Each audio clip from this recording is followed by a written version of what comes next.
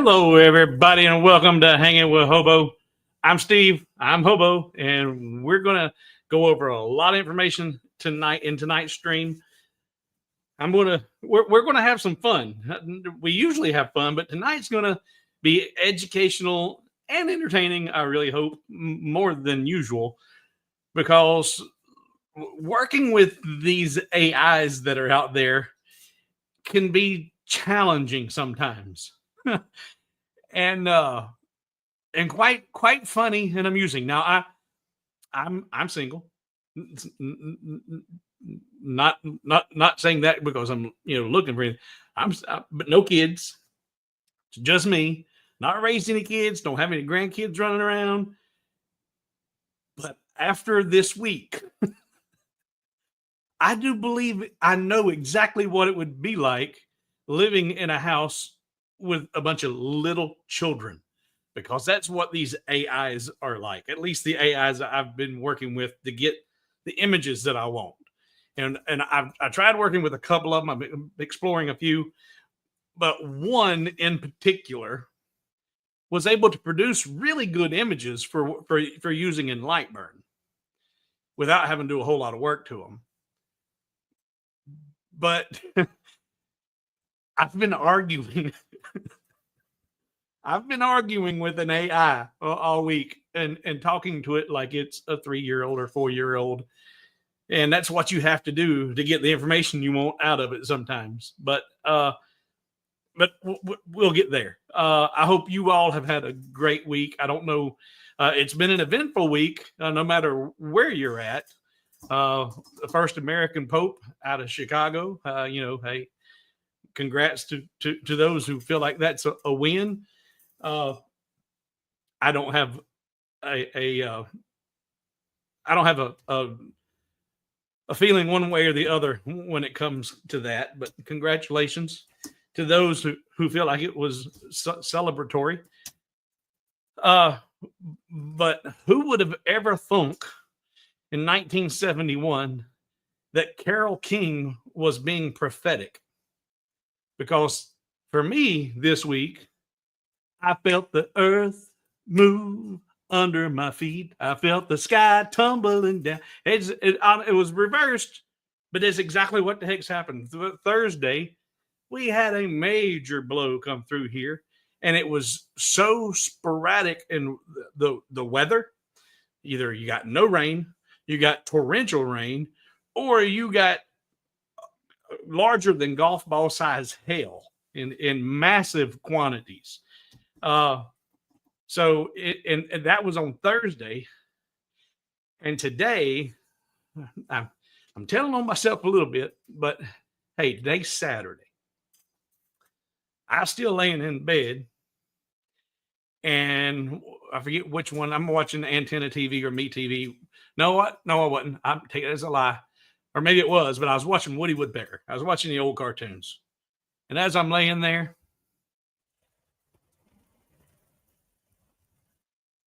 I'm like, what in the world? And it was so shaky like that and so fast. So there wasn't nobody rocking the RV because they couldn't have vibrated it that quick and that much. It was an earthquake. I don't know if there's quite a few of you here that are local. I don't know if anybody else local felt it, but we had major thunderstorms, hailstones, and torrential rains on Thursday. Yesterday was pretty, I think. And then an earthquake this morning. First one that I've ever felt. It was I think the epicenter was in Tennessee, and it was around a 4.1. But I'm over near Charlotte, North Carolina, near the North and South Carolina state line, and I think it registered still a 3.0 in Rock Hill, which is about 45 minutes away or so. So it's been an interesting week, a very interesting week. But for those who were already here and were early, many of you have. How many of you have? 16 of you have already entered for the first drawing. We're going to give away one of the pieces right out of the gate right now for everybody who is here on time and ready to go. For your chance at winning, you want to put in hashtag Karen. Hashtag Karen. That's for your chance to win one of this week's. I've got 5 different versions of this same plaque. And this one I've just called Karen because it really could be just about anybody. But this is supposed to be one of the Republican mouthpieces. And I've got a Democratic mouthpiece represented too. But this is before we start worrying about artificial intelligence, how about we fix natural stupidity first? And again, this is supposed to be one of the Republican mouthpieces, and she's always got her mouth open and going. But regardless where you're at or who you support or whatever, nobody has to know that's supposed to be who it is. It could be just a Karen. But it's going to be the first giveaway, and we're going to give it away in just a minute. Now, unfortunately, in setting this up, when I put the hashtag Karen in the comments for you guys who were here early to see it, I entered. So if we draw and I enter, we'll just draw again. I think I can just draw it a second time. I don't know if I can or not, but hopefully I didn't screw it up. So this will be the first giveaway, and we've already up to 43, and there's a bunch more. You can only win one tonight. There's 5 plaques. You can only win one. So once you win one of them, don't bother entering for the rest of them, because if you do, name comes up again, I'm going to draw again. But just for giggles, I'll go over these real quick, just so if you say, you know what, hey, great, I won that, but now I wished I'd have held out because I would much rather have had that. So here are the 5 different versions. This is supposed to be the Republican mouthpiece. And here's another Republican figure. And then the Democratic figure. And another Democrat. And then lastly, for those who don't give a rat about any of the politics and you just like the idea, and I'm going to tell you a funny story after I show you this too. This is my visual representation of stupidity. Created by all of these images were created with the same AI I'm going to show you tonight. But this is what I got when I asked for stupidity. And I'm like, okay, I can deal with that. Well, I think it was Brad. Brad, if you're here, I see your name. I think it was Brad who sent me he and I both seen a meme. Let me get to my email. My email. Nope. Guess I got to open it up. Oh, nope. That's not the email. Email.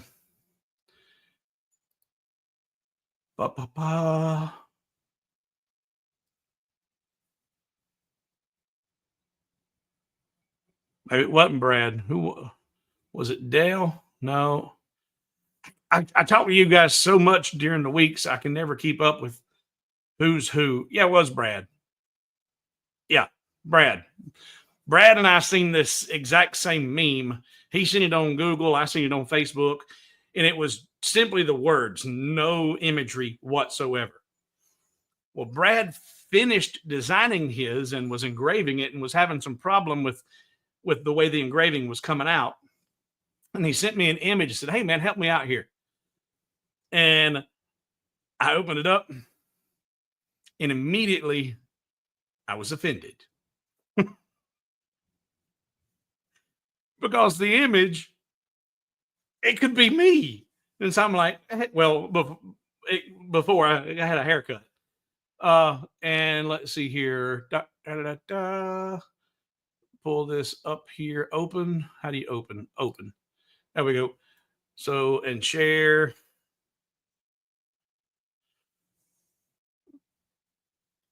So there's his image.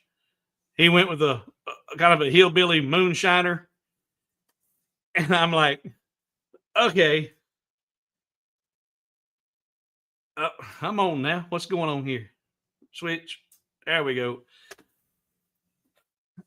It's like, okay. Now, I know he did not mean for that to represent any one person. But I'm like, I've got that outfit hanging in my closet. That don't look like stupid to me. That looks like family. So I said, okay. And then that's when it dawned on me. If and I wasn't really offended. I was tickled, offensively tickled. You can be offended and laugh at yourself if you have a sense of humor. And if you don't, and you get you all knotted up because somebody stepped on your toes because their political beliefs don't align with your political beliefs, and you get, I can't believe you. Well, then you're part of the problem. You got to be able to converse and laugh at yourself. But I said, that was my inspiration. I said, okay, well, I've got my stupidity. I said, but let's make them offensive.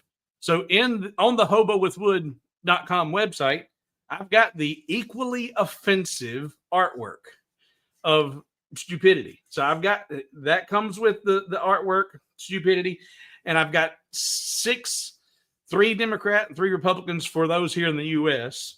Biden, Trump, AOC, and MTG are the other ones. And somebody said, well, you didn't make fun of Trump. I said, well, I did, because these are caricatures, and we're going to go over that in the AI as well. But that's supposed to be a caricature of Trump with his big whoops comb over. And I said, okay, well, what was Biden famous for? I said, well, oops, got my hand in the way. Eating his ice cream. I couldn't decide that I want to go with him sniffing a little girl or eating ice cream. But those were his two notable things. And I said, we'll go with eating ice cream. All right. So let's give away this first one, which is Karen. So we're going to switch over here. If it draws my name, we'll draw again.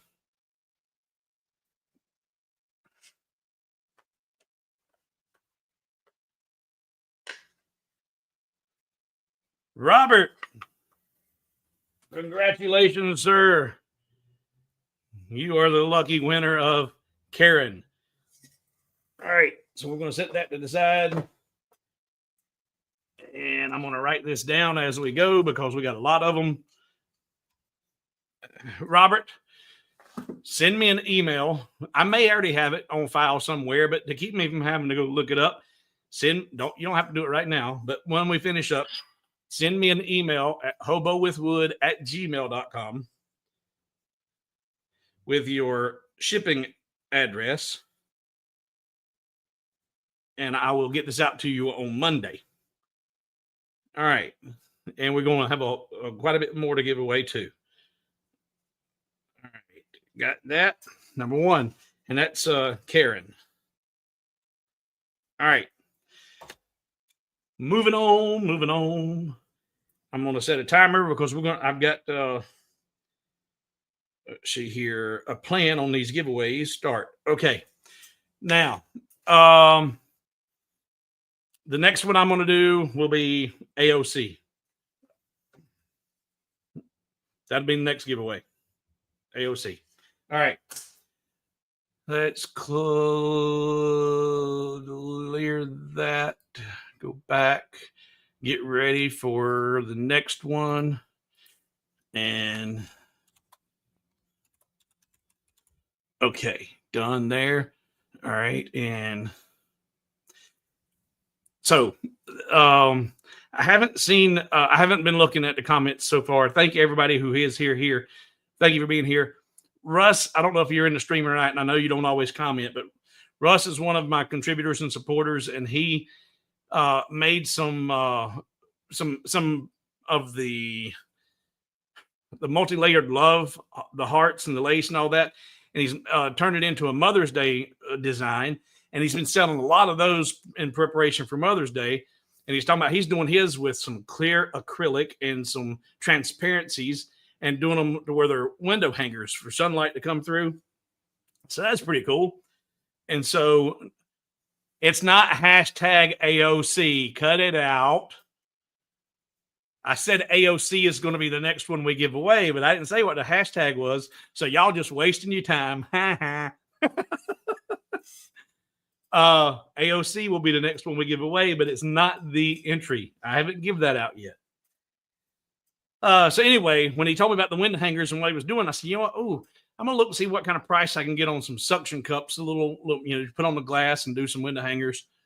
And this is just a little FYI, nothing to do about designs. And for this is for anybody who has a Hobby Lobby and or a Michaels, or I should say, and a Michaels in your hometown. If you don't have Hobby Lobby and Michaels, then ignore what I'm getting to talk to you about. But I was searching for my Best Buy for those little suction cup hangers, like 3Ms or whoever's. And I went over and I searched on, because Amazon's not always your Best Buy. So I was looking on Michaels and found different style hangers, and they had ones you have. But as I was scrolling and looking, I seen this. And I'm like, what in the world? Baphomet wall hooks. I'm like, seriously? Really? So what in the world is Michael selling these things for? And so I looked and I searched what all this is everything they offer. And they've got pendants and wall charms and all kinds of stuff. I'm like, holy smoke. So I'll not be shopping at Michael's any longer at all. It's done to me. If that's the kind of product you want to support and sell, so if you're not aware of that and it makes a difference to you, maybe you might want to quit shopping at Michael's. All right. So let's talk about the first thing that I had. See some. Well, let's see here. Questions. I see some stuff popping up here.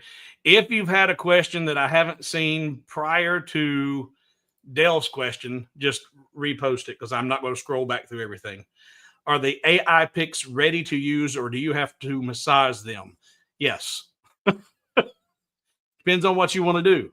And we're going to get there. I'm going to show you all that. That is it's what the Church of Satan uses.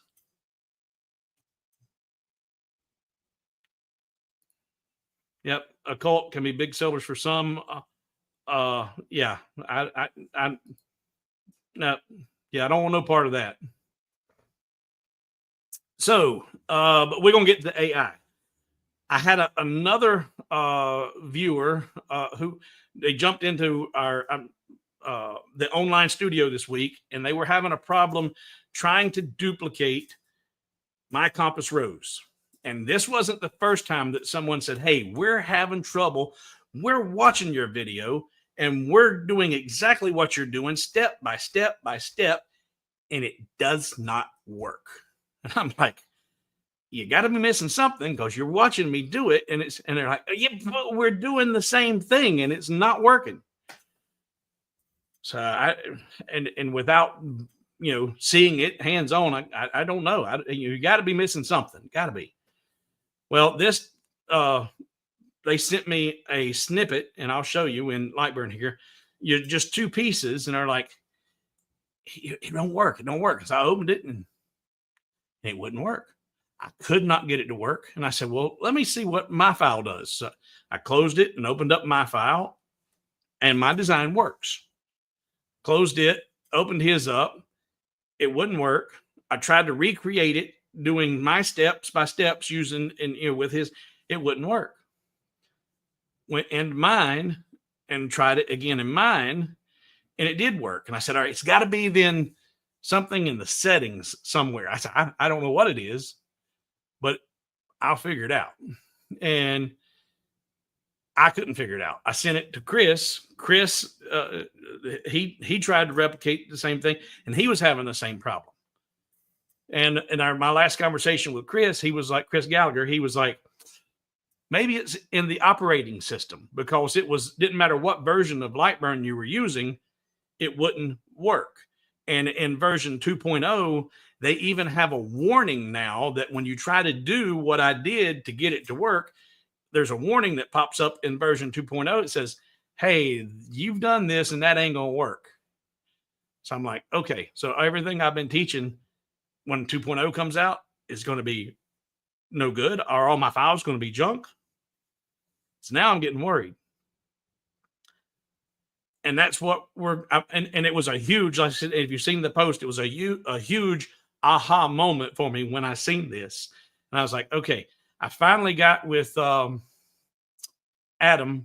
from LightBurn support. And I wished to goodness that he would have gotten online and we could have had a conversation, because we could have figured it out in 3 minutes. But instead, we did 10 or 11 emails back and forth because he would not jump into my studio. But we figured it out. He figured it out. And he told me what I was doing wouldn't work, but it was working. And I said, okay, well, that's what I've been doing for the last 2 years, and it's never been a problem before. And now it's actually almost 3 years now. And I said, and he said, well, this is something that LightBurn has addressed 6 years ago in the LightBurn forum. Well, I wasn't doing this 6 years ago. Didn't see the LightBurn forum 6 years ago. I didn't go back 6 years worth of post in the forum to see that they've already addressed it. But apparently enough people have either started trying to replicate what I've been doing, following some of my videos, or they've just been doing it on their own and having these problems, and they've complained to LightBurn about it. And that's why in version 2.0, when it finally releases, if you do what we're getting ready to look at and discuss, there'll be a warning that comes up on your screen that says, hey, it don't work. It does work if you do something, but we're going to look at both of those. And what I told Adam, and I tell you guys all the time, there's always another way. Whereas someone said Yahoo, you always have other options. And Adam even told me, he says, yeah, your way's wrong. It won't work. And I says, well, it works for me, and it works for anybody who does it my way. But now that I understand what's going on, and we're going to show you guys that too. Let's see. All right, I'm gonna mark this spot in the comments. Now I know, like I said, if you ask a question, I didn't see it before, I haven't answered it, you can ask it again, and I'll look up to that spot in the comment field. But here is LightBurn, and just for giggles, let me pull up the compass rose. File, recent projects. This is my compass rose. And let's get it separated by itself. Oh, too far back. There we go. So that's the compass rose. And when you preview that and look at it, that's exactly what your laser will do. It gives you the field and then the outline. And that is what I was teaching people how to do in the video when I showed you step by step how to create that image. Well, folks are complaining it won't work. It won't work. And new, discard. Let's see here. Here is import. Where are you tonight? There it is. All right, import. All right, so this is the file they sent me, and they were having trouble getting it to work. Now, everything's in line mode right now. I'm going to put, let's see, get rid of that and put that in fill mode. And actually, let's put that one back on there. I think he might have had it like that. Say, okay. Yeah, that's how he had it. He had it like that. So when you look at that, that looks correct. And the way I was teaching, this is actually 2 duplicates. And if I take one of those and move it off, you can see. And when you overlap it, it creates the outline instead of a fill. Well, and you look at that and you preview it, maybe he didn't have the line on there. That was the trick. Delete. There we go. And fill mode. And now when you look at it, one of those just completely disappears. One of them completely disappears. It's there, and you see it in the representation. And if I take this and actually, you know what? Let me look at something else. Field shapes individual. There we go. And then here's another possible outcome. Now it's not only filled this one, but it's filled this one twice. You can see this one's darker than this one. I didn't change anything except for the fill priority. And that was the big aha moment. And the way it was explained to me, and I'm not a coder, I don't write code. If you showed me the code in long form, might as well be French or Russian, or Egyptian hieroglyphics. I wouldn't know what I was looking at. But the long and the short of it is, the code for one object, let's say, is equal to 1, and then the duplicate would be 1. But when you overlap them, they become 0. They wash each other out. And LightBurn doesn't know what to do with it, so it doesn't do anything. And that's why you get the 0. And that's oversimplifying it. But by creating a duplicate and then putting one on top of the other, then nothing happens. Unless down here in this fill priority, or the order for how it's going to fill, you can tell it to fill all shapes at once, fill groups together, or fill shapes individually. And Chris is saying 1 plus minus 1 equals 0. Yeah. But to me, I don't understand. And again, it's code. I don't. If with one piece is 1 and a duplicate would also be a 1, unless it's overlapping, and then it becomes a -1. It's weird. Again, coding is not even my 135th language, but when you overlap them, it cancels it. Unless you do it as fill shapes individually. If you've got fill shapes individually turned on, and you've got 2 of these, one on top of the other, well, with it being fill shapes individually, that's why that second one is twice as dark or twice as heavy, because it fills this one, then it fills this one, and it fills the second one on top of it. It will fill all 3 of them if you have it in fill shapes individually. So if you've been struggling with my technique of overlapping pieces to create the outline and not getting anything, then it may be because you had the option of fill groups together turned on. And if these were grouped and you look at the preview, then that's when you would get nothing. So filling groups together, and if the duplicates are on top of each other and grouped so that they don't move off of one another, well, because 1 and -1 equals 0, apparently when they're overlapped, the other one becomes a negative, then that's when you get nothing. So I'm like, okay, light bulb went off. Okay. So if you fill shapes individually, it's going to fill all the shapes. If you have them grouped and you tell it to fill the groups, well, the duplicates become zip.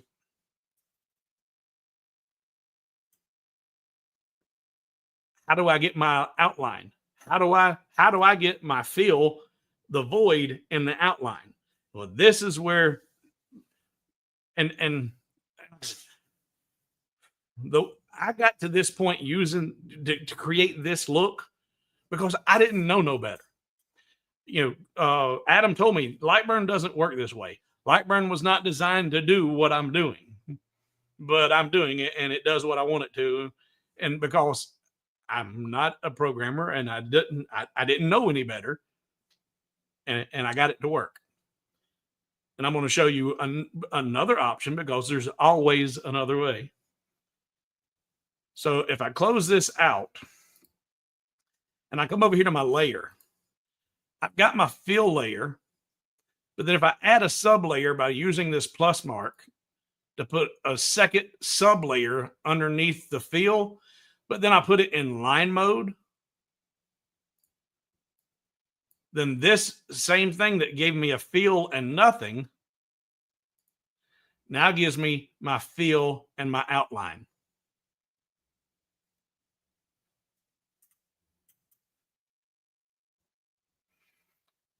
So the technique of doing a line after fill will give you your fills, and it goes around and does a line after fill. And that doing that line around that group gives me my outline. That's not the way it's supposed to work. That's not how, let me take that back. And this is, I say this a lot. Right brain and left brain people, they do not think alike. Engineering brain types and artistic brain types, they're not of the same hemisphere. They're not. And it's so rare that you see one that does both very, very, very, very well. Because I can't do the engineering or the coding part of it.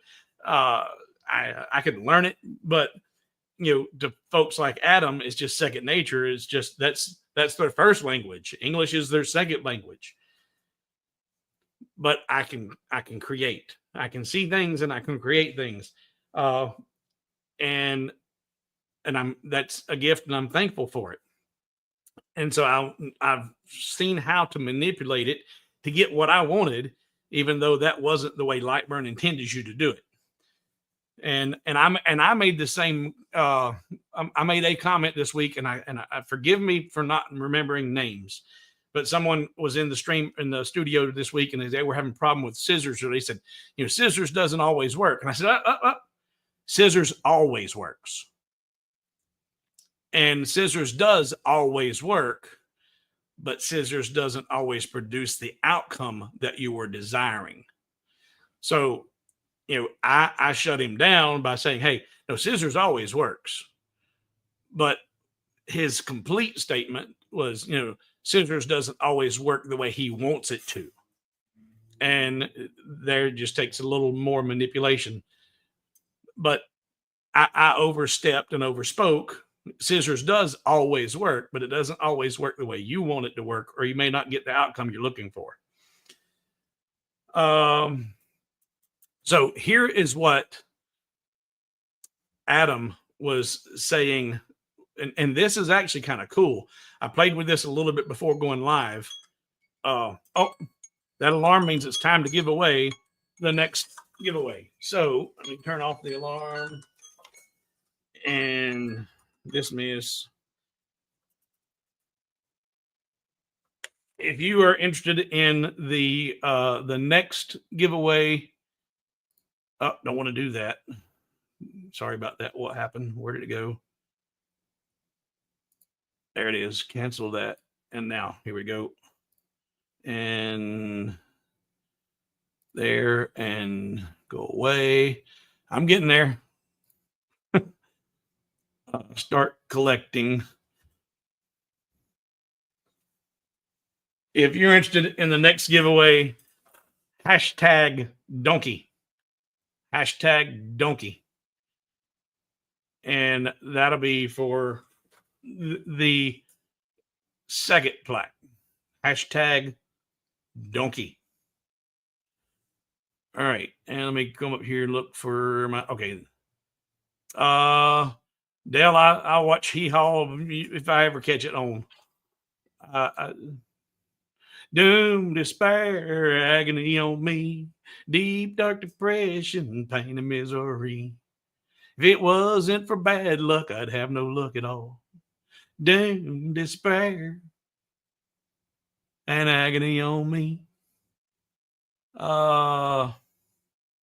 Looking for questions and comments. No, Dale. He assured me that they're not changing anything in the programming. They just putting the warning on there because people were putting duplicates on top of another without using the sub layer, because the sub layer of the line after fill is what makes that work. And having it grouped properly and telling it to do all shapes at one time. Because if you do individual shapes, it's going to do it so all shapes at one time, grouped, and then line after fill. And that's the secret sauce to making the way I do it work. And that's not going to change. They just putting the warning up there because people weren't doing the line after fill. And I'm going to show you another reason why line after fill is something you really need to be doing probably with every one of your engravings. Logic-minded people are generally not the most creative, generally speaking. Yeah, and you do have occasionally, those that are, but yes, that's a true statement. What if you put the right one on? Yes, and that is what Adam was saying. The way we intended for you to do it, it'd be on a different layer altogether. And I want to show you that in a real quick demonstration, because I did it the way I did it because that's the only way I knew to do it, and it's just stuck in my head. But because there's always another way, I figured out another way and how to do it, and do it pretty rapidly, and able to get it onto that second layer. And I'm going to show you that.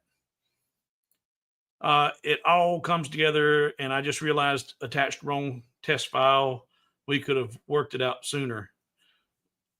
All right. We got there, though. All right. We got a bunch of donkeys. A bunch of donkeys. 48 and counting. Well,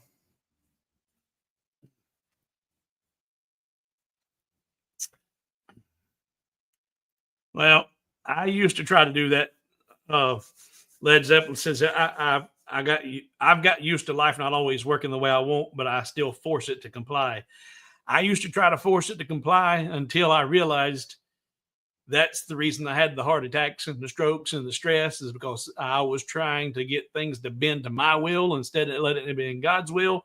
And I quit trying to force it and accept things and trust that it'll be on time, in his time. And I don't fight it any longer. I don't force it. There's another variable involved. Some of my line sub layers didn't work. Some of my line sub layers, I don't know why that would be the issue, Chris. Because if you've got fill all shapes together, let's look at that again. But first, let's give away a donkey. Switch. Turn off Chris.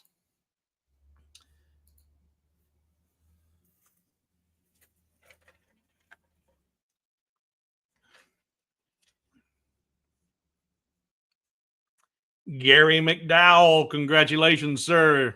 You are the proud winner of a donkey. Gary McDowell. At some point tonight or in the morning, just send me an email at hobowithwood@gmail.com with your mailing address, and I will get this out to you on Monday. Gary McDowell for donkey. All right.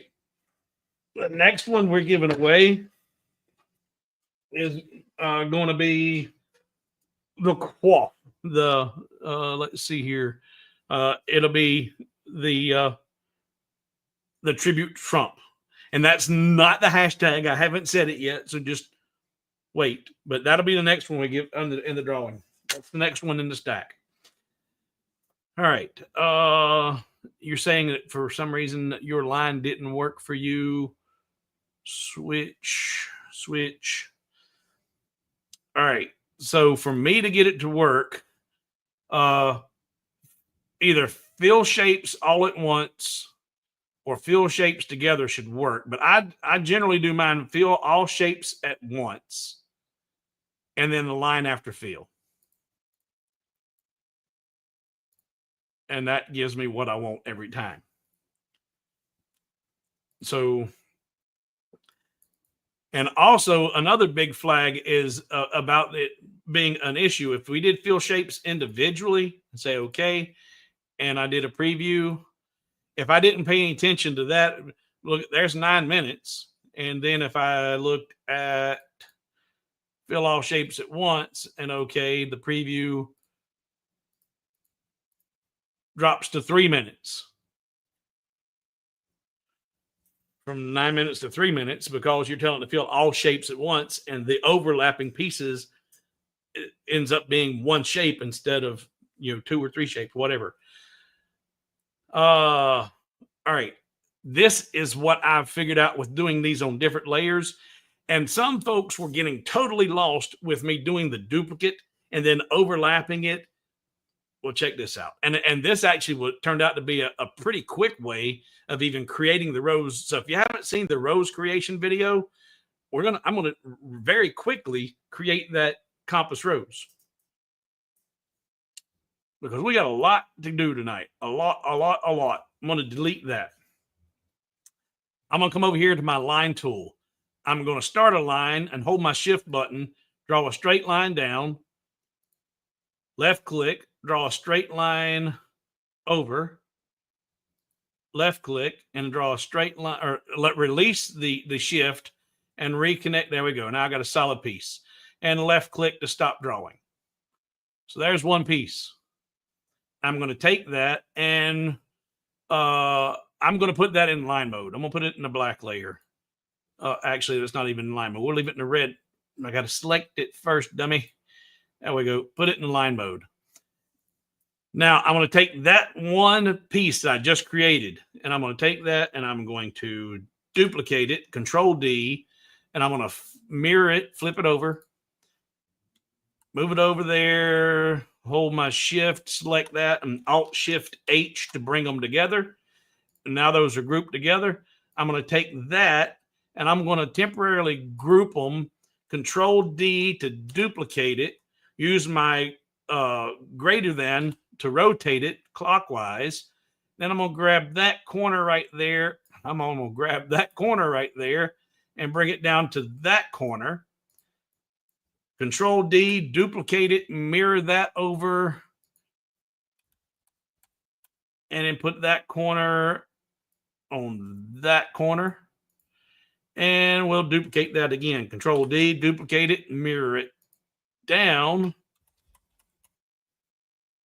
And let's bring that to that corner. And that's not the way I want it, but now I've got them positioned where I want.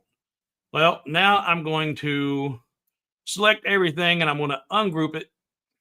Ungroup everything. Ungroup everything. There we go. And now that they're individuals, I'm going to select, actually, before I do that, I'm going to grab a toolpath, a guideline, and bring it down here and snap it to the middle there, and bring a guideline from the left and snap it right there. So now I've got my guidelines lined up on all of the centers. I'm going to select this pair right here, and they're not grouped. So I can go into node editing and grab, it looks like I'm grabbing one node, but I selected that and I've got 2 nodes. I'm going to drag that node to that middle point. I'm going to come down here and I'm going to select this triangle and this triangle, grab those 2 nodes and take it up to here. Now I'll hold shift and select that and that. Come on. There we go. And select that one. Pull that node to center. And then select that one. Hold shift. Select that one. Grab those 2 nodes and bring that node to here. That's getting closer. Now I'm going to come down here again. I'm going to grab this node and that, or not, I'm sorry, that triangle, and hold shift, select that one. Grab those 2 nodes. And now I'm going to zoom out a little bit and I'm going to use my my shift move tab and just stretch that one out till I get it to where I think I like it. Maybe that's a little bit long, maybe right there, and say okay. And I can get rid of those guidelines. And now I will select that one, that one, that one, and oh, no, wrong one. Sorry. 1, 2, 3, and 4. Put it on my fill layer. And we're going to put this one on a separate, because red's usually my cut layer. And I'll put that one on that mode, and we'll put it in line mode. And okay. And there, when I preview it, I have my desired result. That's actually a whole lot faster than what I did in my initial designing of the compass rose. So that's using 2 different layers instead of using duplicates. There's always another way. Always another way.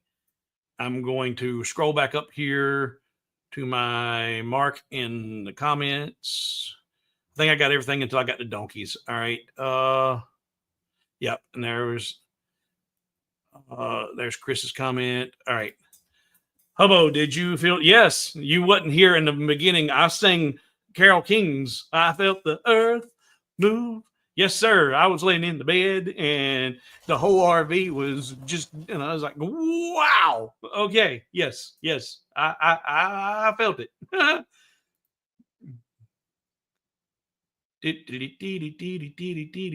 Looking for questions and comments. Okay. I'm going to, what's that? Go away. I don't want to do that. I want to do that. Marking my spot. All right. Again, I haven't been paying attention to the comments. If you're new to the stream, if you have a question about what you're seeing or comment about what I'm doing, any question you have, precede your question with 3 question marks. Comments you want me to acknowledge, put 3 exclamation points and then your comment, and they jump out at me just like Chris did right here. Chris says, worked out why my sublayers were inconsistent. Facepalm, some had output turned off. Yeah, that'll do it. and that's one of my favorite things that Mr. Matzik told me in senior computer programming. I took basic computer programming. But his fate when it was, Mr. Matzik, this ain't working. I don't know why. And he said, I do. Cockpit error. It's a cockpit error. It's keyboard error. Hobo is a star and he can even make them. Haha. Okay. So let's get back over here. Now. So there I pretty quickly made that star and actually did it a whole lot faster than what I did when I did it in the how to create the compass rose. And I want to show you, let's see here, where work in progress.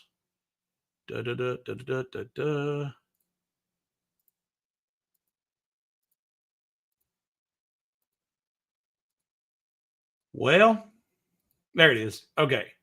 No, that's not it.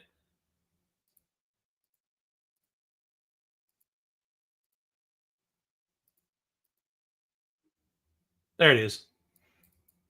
Okay. So there are those diamonds, those triangles, and I've got them on different layers. And if I select all, let's see here, these are all in line. Something happened to my setup. Fill. There we go. Fill. Fill. Fill. Fill. All right.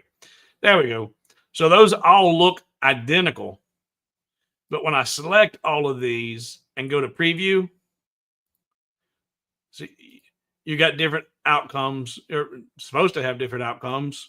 That I tried to set all this up in advance to show you how they all differ, but it ain't cooperating. But in a nutshell, that option at the bottom of your fill, your fill shapes all at once or group fill together, fill individually. Typically, I do fill all shapes at once. If you have fill shapes individually selected and you overlap pieces, then you'll get a double engraving. If you fill shapes individually, you'll get a double engraving. Filling groups together can give you the outcome you want, but sometimes I think it takes longer. The line after fill is crucial to give you that line when you put duplicates on top of each other, not overlap them, but duplicates overlapping. Now, the reason I say using the technique of line after fill is crucial, I had to make another veterans flag nameplate for a deceased vet. Took it to the funeral home this morning, and this one was for an Air Force vet, and I'm going to pull that up here and show you the difference. And I'm going to do it right here on the screen, and then we're going to move on to AI. And boy, the AI is going to be entertaining. I promise you. Did I start my timer? Yeah, I started my timer. We're getting ready to give away the Trump design. Let's see here. First, let's pull up that nameplate. Recent. There it is. All right. So switch. So I make these and I give these to the funeral homes. And if you aren't aware, when a vet passes away and it's the veterans, the government's paying for the funeral service, there's the flags draped across the coffin.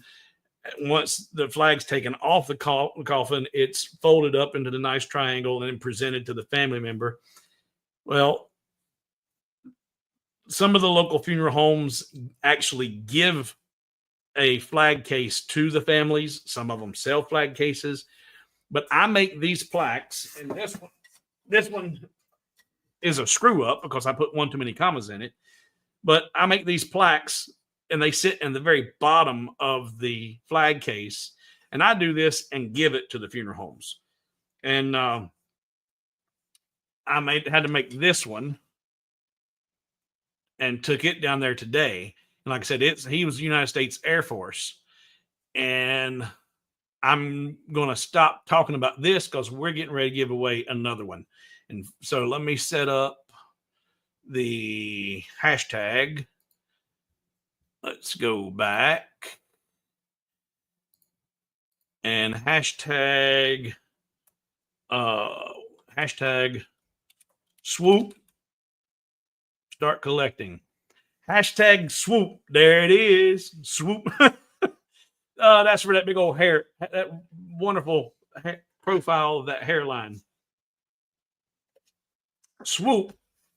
Swoop. And start. All right. So hashtag swoop for your chance to win the Donald Trump. How about we fix natural stupidity first? All right. So I want to show you, you see this and the detail there that's with the eagle. I'm going to come over here and I'm going to turn off my line after fill. I'm going to turn it off like Chris had his a minute ago. I disabled that output, so it's not going to do line after fill. It looks good there on the screen. And I'm doing this with a 0.08 line interval. So it's, about the smallest line interval you're going to get with the diode. And I'm going to select just that seal and preview it. And that looks okay, but it can look a lot better. And I did not catch, like Chris just now. Chris didn't have his line sublayer turned on, so he wasn't seeing the line after fill. Well, I inadvertently did not have line after fill either on or even programmed in. So when I did my initial engraving, it looked like this. And if we zoom in nice and tight, wait a minute, that's still got a line after fill. I thought I turned that off. I did turn it off. Why didn't it get turned back on? Say okay. There we go. And now do a preview.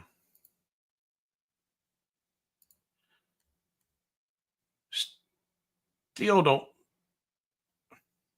Something ain't right. Window, field smooth. There. Because I turned off the wrong thing. Stupid.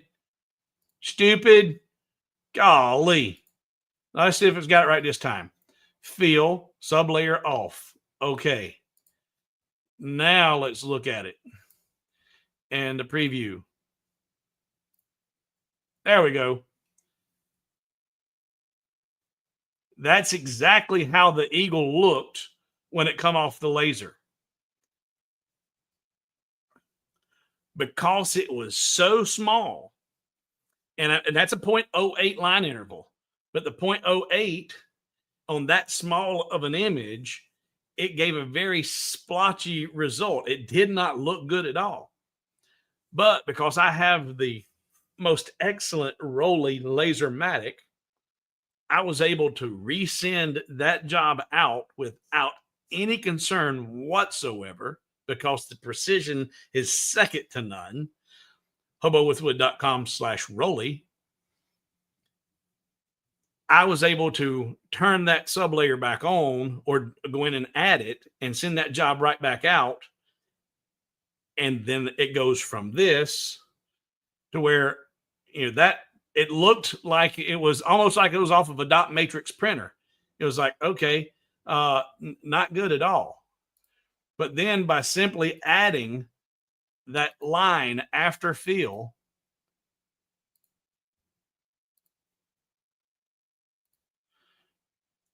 it closed all those individual lines up. Instead of it just being a line, it closed them up.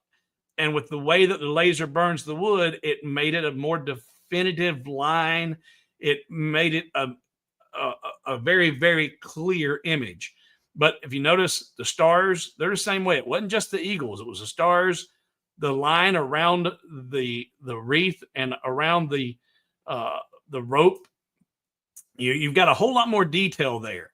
It's very, very well defined. Down here with the lightning bolts and the arrows, without that line after fill, turn that off and tell it okay. Make sure that's what it did, and it did. And go back and look at it again without the line after fill. You see the shield, there's no definition. The stars are not even complete star shapes. So line after fill, if you want to add detail to your engravings, line after fill. And lots of swoops, looking for questions and comments. Jim says, I just did a U.S. Air Force bench earlier today, and I used 3 sublayers, one at 60 LPI with a 45-degree angle, 2 at 60 with a negative 45. So you've got countering. So it's like a crosshatch, second layer.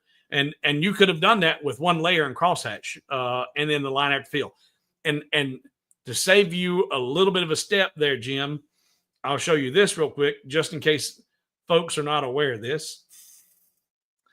And because right now in this image here, you can see my scan angle is at 0. Everything's perfectly horizontal.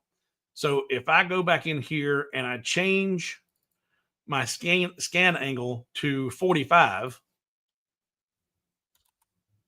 it changes the scan angle to 45 degrees.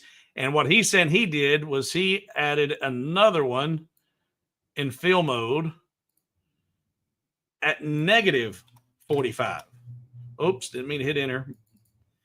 So now he's got one going 45, one going negative 45, and then he did the line after fill. You can do that same thing, Jim, by simply, we'll delete that. We'll use that as a 45, and then just come over here and turn on crosshatch. And you see there, it's doing 45 and negative 45 with just one layer and then your sub layer. There's always another way. Always another way. And a crosshatch and a line after fill will give you a very deep, dark engraving with some real definition. So that crosshatch and or two layers with opposing scan angles really create some super definition to your engraving. It will at least double your engrave time because you're doing one angle and then the other, and now adding the line. The line's usually pretty quick. When you do your line after fill, I recommend that you lower the power a little bit, lower your speed just a little bit. And the more you get comfortable with your laser, you kind of know what needs to be with the material you're working with. So let's go over here and give away swoop. And then we're moving on to arguing with AI. All right, swoop. Swoop, there it is. Swoop, there it is.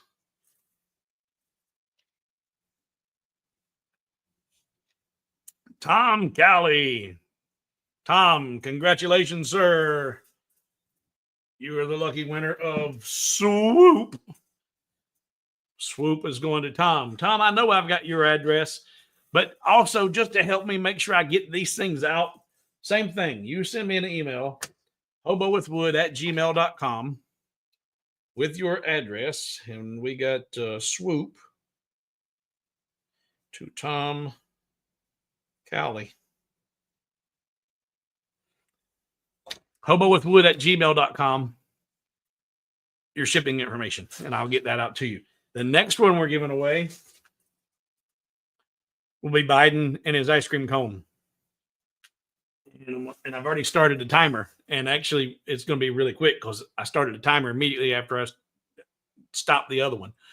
And so let me see, you're seeing me. And we're going to go back. I'm going to get this ready. Oh, wrong one, dummy. What'd I do? Yeah. Sometimes I just hate being short-circuited. StreamYard.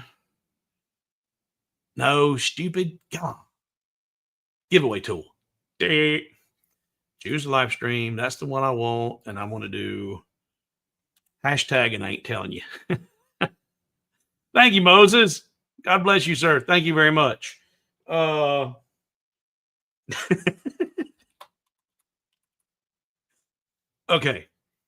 We'll save that for that. And then we'll come back over here. All right, let's see. I'm going to give you an example of what I was talking about. If you were late to the stream, I've been working with the AIs I tried working with ChatGPT.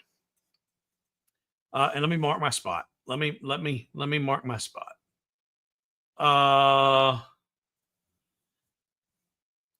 And actually, David says, where did you get the military patches? I created all of the military patches in LightBurn. If you try and copy and trace digital images, you can get something really, really close, but I didn't want close. So I've got all the branches of the military, and I made them individually in LightBurn, using, of course, their image as inspiration, but they were all done in LightBurn. Not using trace, but actually creating each piece. My patrons have all of them because I gave those away quite some time ago. If you go to my website, hobowithwood.com, I have memorial benches. I was looking to see if I had one right here. Oh, here we go.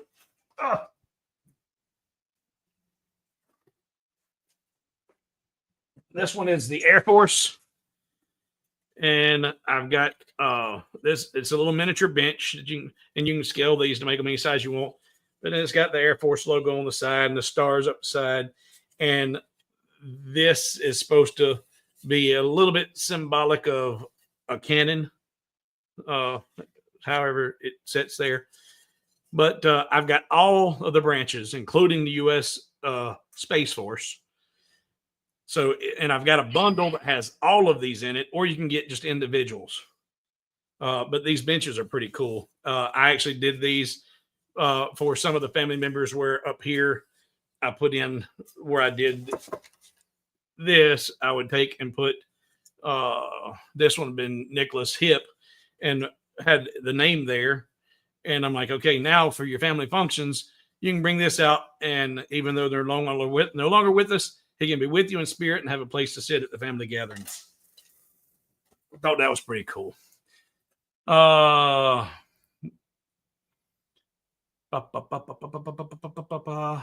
I again thank you very much, Moses. Moses, I use Bing AI all the time. I have not used Bing for images. Let me mark my spot here. Oh, Brad, Brad saying, be careful with those exact military emblems and sigils. Some branches are pretty touchy, stolen valor people and all that. I've already received a cease and desist from the Marines whenever I was selling them on Etsy. But yes, it's nuts. Some of them it blows my mind, and I think that actually is part of something that I think Doge should get rid of. Is who in the world is being paid by the United States government to sit and go online and search the different websites for people selling the emblems? That's your job, is sit there all day and look for people who selling the emblems without having a license to do so? Because you can sell it. You can go and get, you can be a license, you get the license to come on, people. That's what you got to worry about. Nah. I put our oath of commissioning in the slats on the seat. Yep. I made one with each bench with the Army. I put, okay. Yep. All right. So AI. I started these images. I created all of these images that we're looking at today. I created them all using AI. But I started with Chat GPT. And Chat GPT, whenever I asked it to create a caricature, because I wanted something that was funny, right? Intentionally funny. If you've ever had a caricature drawn of yourself, that artist is really good at finding something. If you've got a slightly larger nose, well, of course it's magnified. It's really big. They're going what little bitty thing that sticks out, they're going to make it 10 times worse. So I wanted a caricature of these individuals. I did not want a real life representation. And if you noticed, I even called the file equal opportunity offender. I've got 3 Republicans and 3 Democrats, and then one that's just a general stupidity. And if you're going to sell products like this in your events and booths, I strongly recommend you represent both sides of, and it doesn't have to be a political party, but if it's anything that can be one-sided, represent the other side too. And be prepared to either have a visual representation, because if I had these two sitting side by side in an event, in a booth, and I'm selling both of these, and this one sells out first, and now he's sitting there by itself, then someone who is a ardent supporter of his administration would come by and get offended because, oh, I can't believe you're doing that. This guy's right, and not realizing I'm making fun of both of them. So either have a representation, even if you sell out of them, or if you sell out of this one, then take that one down. Just it ain't worth arguing over for something you might sell for $10 or whatever. But if you're going to do something that could be Richard Pryor or Steve Martin offensive, you got to have a sense of humor. But hey, equal opportunity. There it is. Make fun of everybody. make fun of everybody or make fun of nobody. So I asked ChatGPT to create me a caricature. And ChatGPT came right back and immediately said, "We're sorry, we won't do that. We're not going to represent someone in a way other than, because of." So ChatGPT was too politically correct to create a caricature. So I'm like, okay, fine. When you get the stick out of your electronic butt, and then I might come back and use you for something. Let's see here. Uh,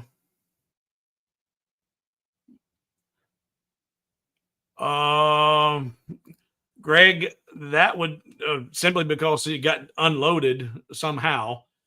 Inadvertently, you could have, why, without even knowing that you did it, while you had the library open and you had that library was selected. If you were trying to delete something on the work table and you hit the delete button, not paying attention, you could have accidentally deleted that from but you didn't delete it from the computer. You just deleted it out of LightBurn. It's still in your memory stuff. If you know how to load your libraries and you know where you've got them stored, just go back and look, and you should be able to reload that library back into LightBurn. If you have problems with it, email me. We can set up a time, and I can get online with you, and I'll show you how to do that. But I'm not going to derail the stream for that right now. I would like to see a table of pros and cons of using each different AI. Oh, I wonder if AI will do it for me. That would be funny. And actually, Chris, it's you laugh at that because what Chris is saying, he's wondering if AI would tell him which AI was the better one to use. I did that. I asked it which one was the better one because there are some AIs out there that they have different programming, like ChatGPT is programmed not to do anything that could be taken as offensive. It has no sense of humor.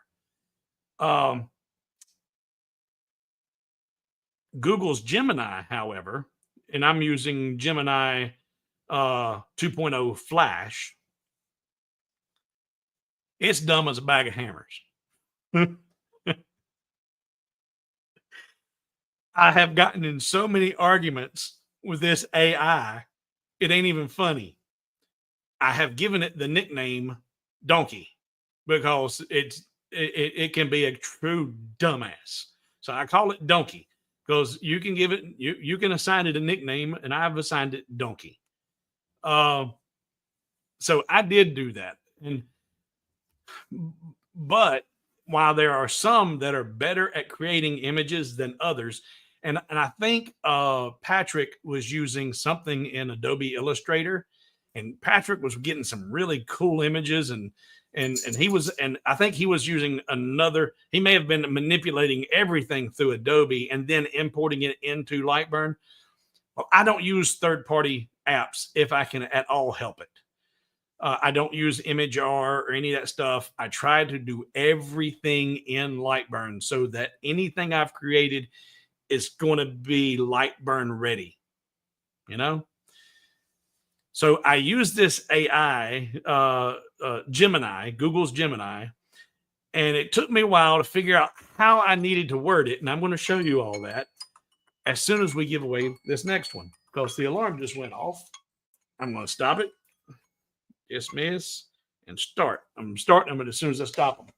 So for your chance, what we just did? We just did swoop, right? So now we're doing, now we're doing this guy.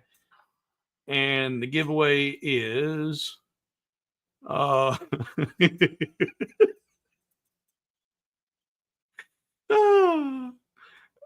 tickle myself. Switch. Hashtag sniff. Hashtag sniff. Hashtag sniff for a chance to win Biden. So I'm going to show you the way I was able to word all of this with Google's Gemini to get the image that was almost perfect. And many times it was perfect for just copying it, downloading it, and putting it straight into Lightburn, trace it, and it's done. Didn't have to do a whole lot of anything to it at all. But let's see here.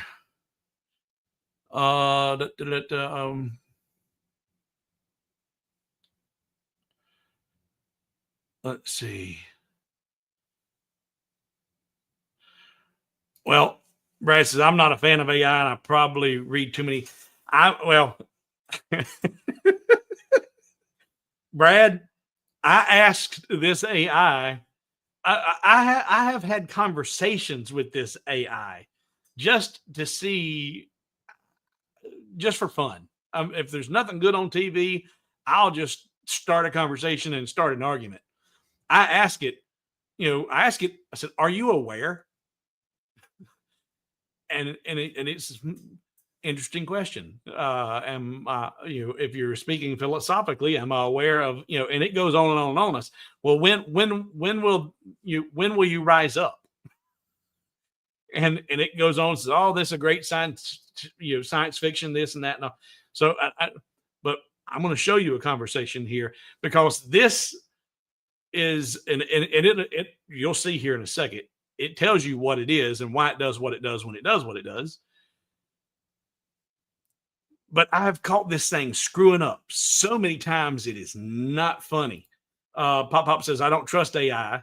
I just wanted to see if it could create anything worthwhile."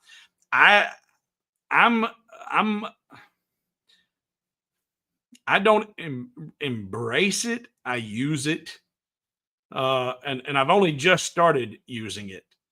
Uh, Brad says AI is dumb until it isn't anymore. Each interaction is recorded and it does learn depending on the coding. Yeah. And I'm using like I said, the Flash 2.0, and there's several more versions since then, but some of them actually charge you. You end up, or you're limited on your interactions per day, stuff like that. And that's another reason why I'm using this one. I was using a couple of the others, but they were like, "Okay, nope, sorry, you can only ask it 5 things in a given day," and or you start having to use credits or buy credits. I'm like, "Yeah, I ain't doing that." All right, there's all my sniffs. Lots of sniffs, lots of sniffs. We up to 42 sniffs. Getting down to the end of that. Okay, there's comment. The more advanced AI prototypes by Google were shut down. It was kind of scary.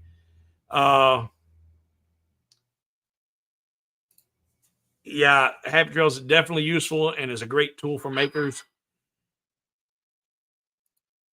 It is a scary, as long as we keep them under control and don't give them free reign, because I can see them at one. What was what was it, 70s or early 80s war games with Whopper? Do you remember war games? And the Whopper. The Whopper decided, I'm just going to launch nuclear weapons and blow everybody up because this is ridiculous. War Games was prophetic before its time, before any of that stuff even existed. All right, mark my spot. All right. And we're going to go over here and give away Sniff. Draw.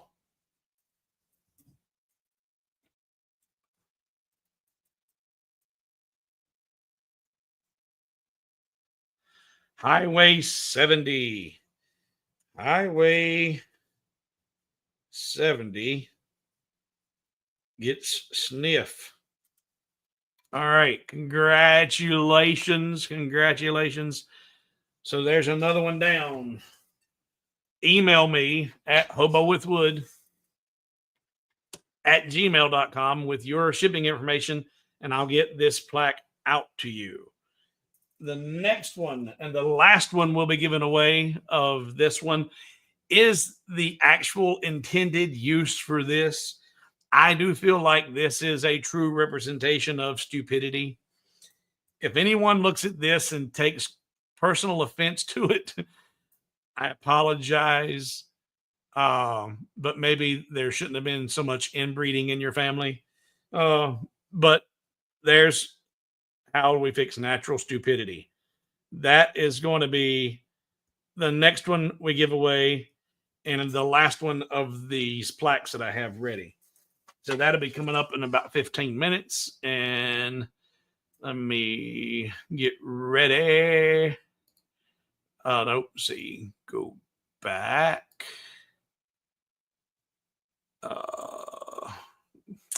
Giveaway tool. Choose live streams. Choose. All right. And I just tickle myself. I have to. Ain't nobody else here. uh okay. All right. I've got that ready. All right. Now let me pull up here. All right. So I have caught this Google Gemini making error after error regarding dates and it being completely clueless and way off. It's like I was asking about different things about and please don't go down this rabbit hole right now in this in the stream in the conversations. But I was asking questions about tariffs and the origins and what different things were, because I'm like, okay, instead of just Googling it, I can just have it go and pull these things up.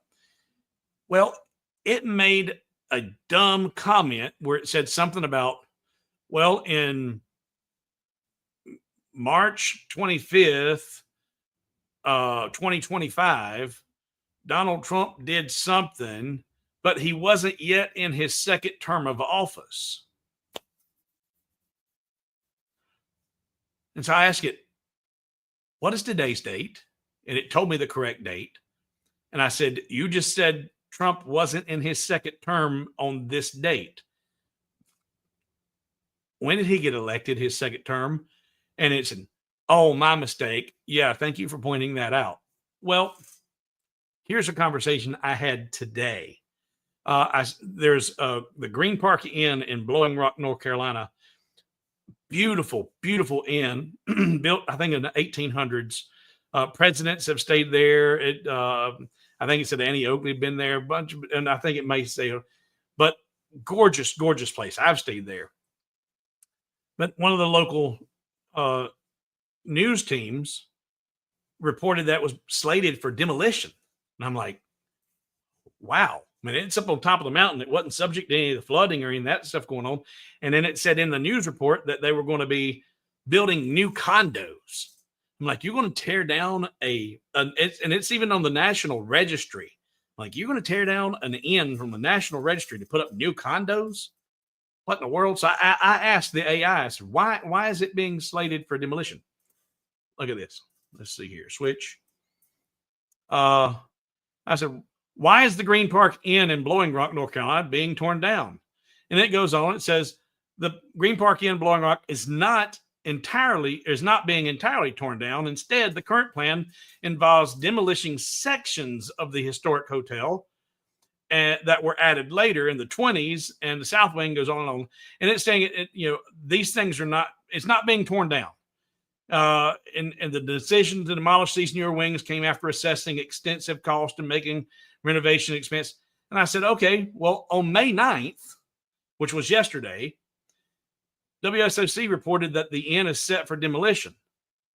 And then it immediately replies, you're absolutely right to point that out. On May 9th, WSOC did indeed report that it's being set for demolition.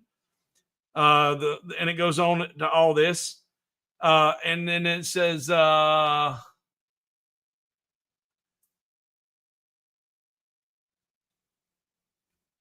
okay. And I asked it, well, why did you tell me first it wasn't being demolished?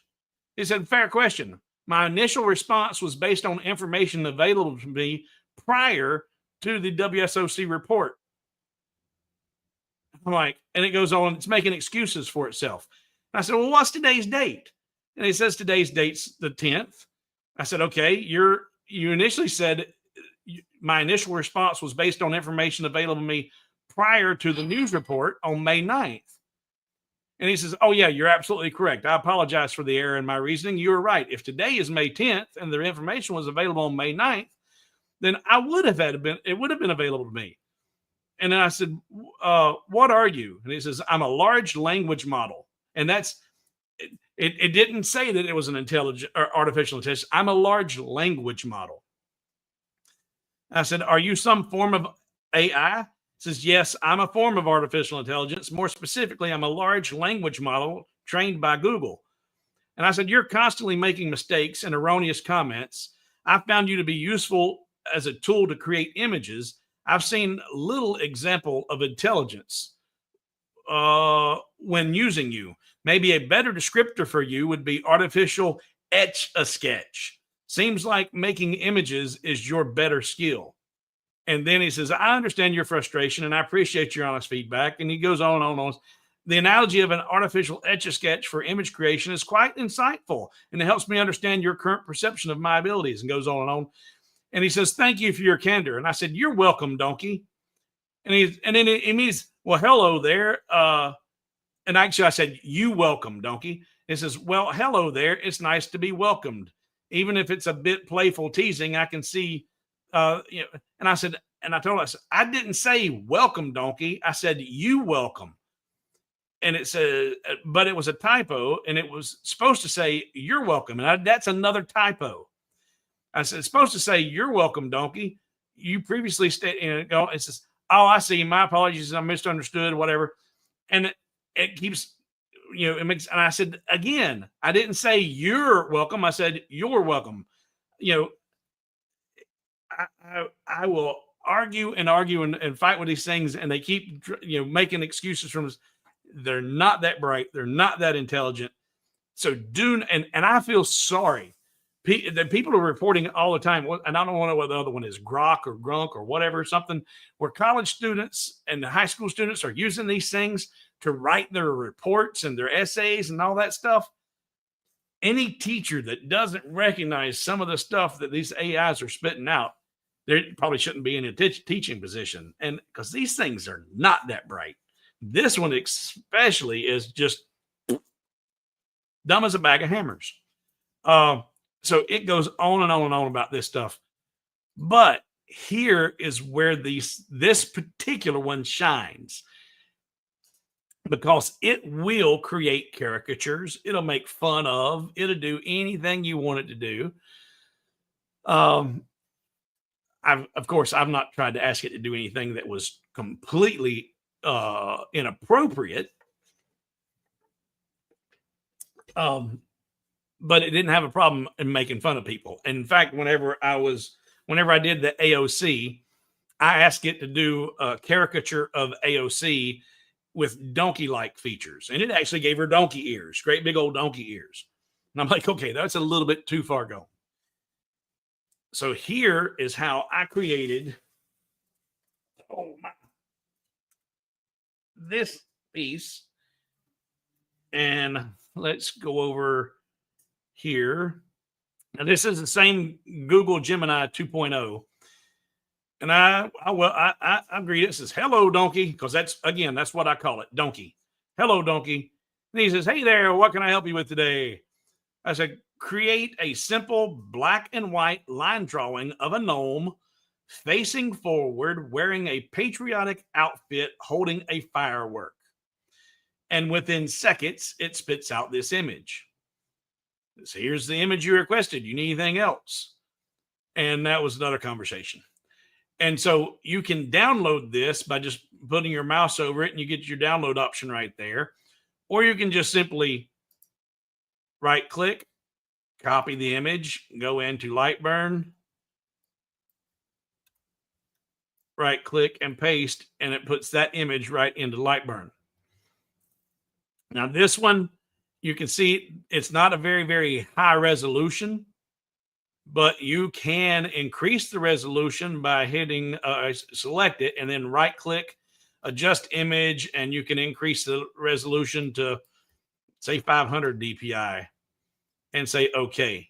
And you can see the difference between the two It just, that one doubled the resolution, gives a little more definition to the lines. It's okay. Right click it and trace it and delete the image afterwards. And there's your piece. Now I cleaned that up even a little more, and I'm going to show you that here in a second. But we're getting ready to, well, no, we got another 4 minutes for the giveaway on the next one. So let me go back up here and look for any questions and comments after my marked spot. Boy, I hope I marked spot. Yeah, I did. All right. Would you like to play a game?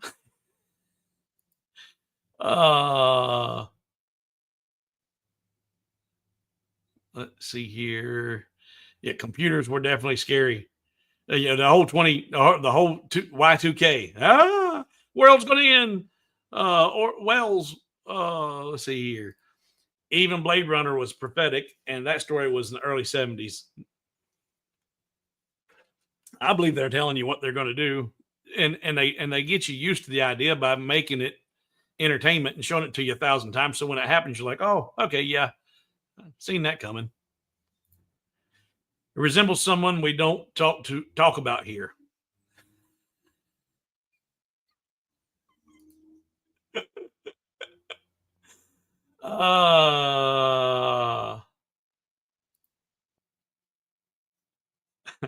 Some people just need to get over themselves. Yep. Looking for questions and comments. The old, yes, garbage in, garbage out.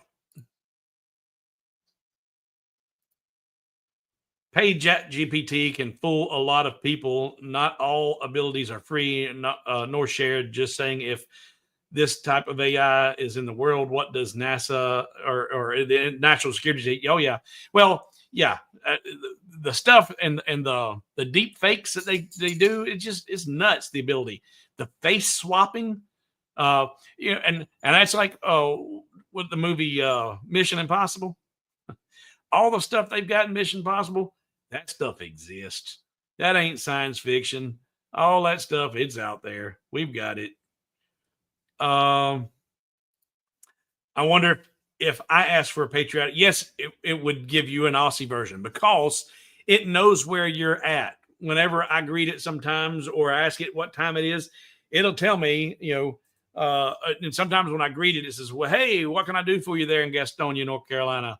It knows. So if you ask it to do a patriotic outfit and you're in Australia, it's going to give you most likely a patriotic version, an Aussie version. I would say beyond a shadow of a doubt. But now here, I'm going to show you this. Go back to this. So that ended up being, oh, no. That just a quick, spit out of that single layer, just a quick line drawing. I'm like, okay. But then I took that and I made it a 2-layer piece. You see there's a layer on top there. And I did that to give it some definition and some depth. And I created it, that version of it. And I'm like, okay, that was pretty cool. I did that in about, from the time that I created it to creating the second layer, engraving it, painting it. I did that. The total thing, including the drying time, was probably about 2.5 hours, including the drying and the painting and the layering. And that's the beginning of what'll be my 4th of July gnome collection. I'm starting getting ready for the 4th of July, obviously. But let me show you the roadblocks and the stumbling blocks and why I do what I do with this particular Gemini. And the alarm's going off. We got to give away the last one of these today. And let's dismiss. And for this one, where?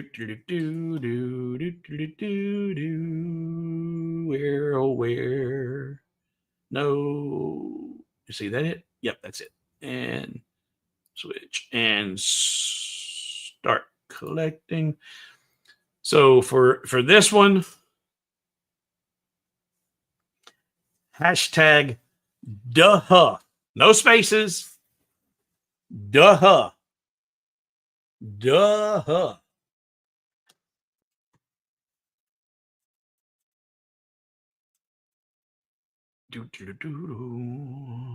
There we go. Duh, just like Jack and Peggy. Duh. We got 12 entries so far and counting and still counting. And we're going to let that run for a little bit. And then I'm going to switch back over. Let's go over here. Actually, you know what? Before that, I see some questions and comments. Go back up before we started getting all the duhs.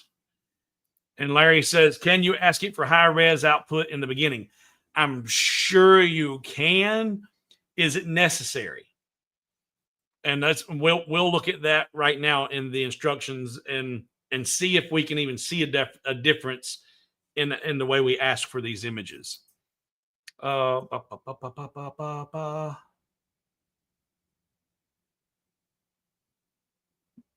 Questions, comments, get on down. Actually, you know what? In fact, I'll actually do it right now. This will be in the middle of the duhs. All right. So on the AI instructions, let's switch and let's go over to Gemini. And actually, I'm just going to start from the beginning.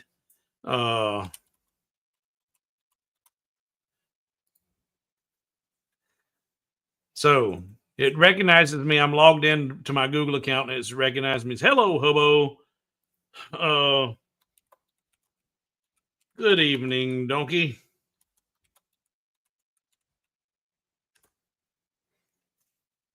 Good evening to you too. What can I do for you tonight? Now, if I ask it, and what this, I don't know that he's going to do this. He did it before. Let's see if he does it again, because I had to correct him. Let's just see what happens here. Because he asked me, what can I do for you tonight? Well, I'm going to conversationally, okay, I need you to create an image. And just as I thought, yeah, he's starting to generate an image. I didn't tell it what I wanted. He'd ask me, what can it do for me tonight? I said, well, I need you to do, I need you to create me an image. I didn't tell it what I wanted. It just starts doing stuff. And here's an image. And just for fun, you ask, and don't make fun of my typing skills. You ask what I needed. I told you, come on. I needed you to create an image. Come on.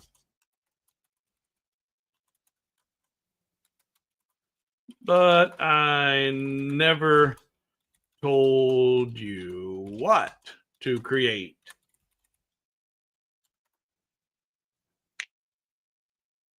You're absolutely right. My apologies. I generated a generic image. Could you please tell me what kind of image you'd like me to create? All right. So here, I did that because, as I said, for those who weren't here in the beginning, you have to talk to this particular AI. I don't know that all of them are this slow, or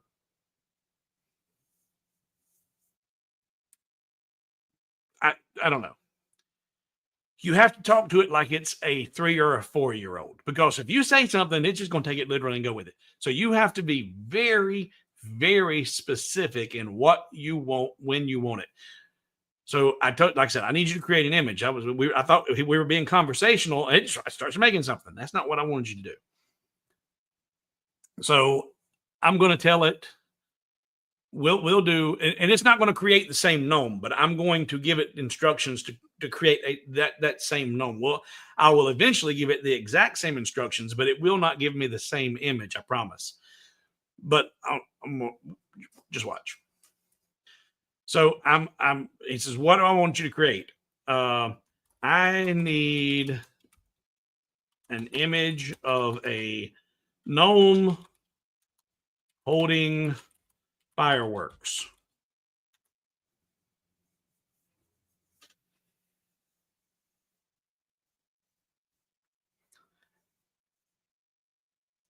And it's thinking. Okay. He did exactly what I asked him to. He created an image of a gnome holding a firework. And you might have the ability with ImageR or half a dozen other different image processors to take that image and create it and turn it into something you can use in LightBurn. I'm not going to do all that. And I'm not going to use that in LightBurn. That's not what I want. I can't use that, but with the tools that I have available. And that was my fault because I didn't tell it that I needed a line drawing. I told it to create an image. So let's go back and add more definition to what I want it to do. So I need, come on, an image. Let's see.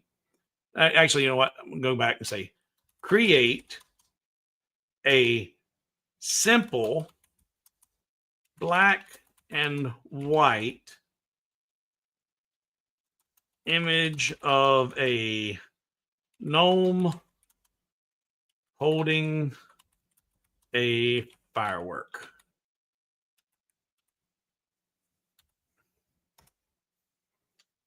So by changing it and telling it I need a simple black and white image, let's see what we get.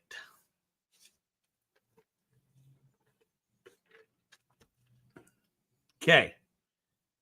That's mo better, but it's still not what I want to use and bring into LightBurn because I'm still going to have to do too much work with this. And I'm showing you these things because I want you not to have to go through all the trouble of trying to figure out all this stuff yourself.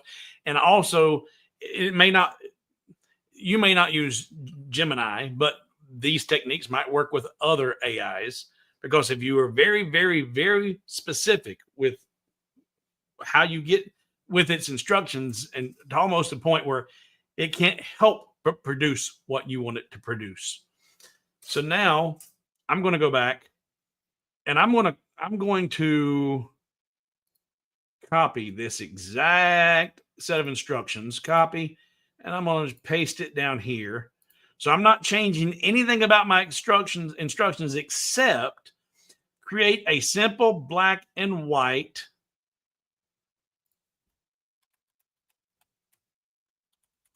line drawing of a gnome holding a firework. A line drawing.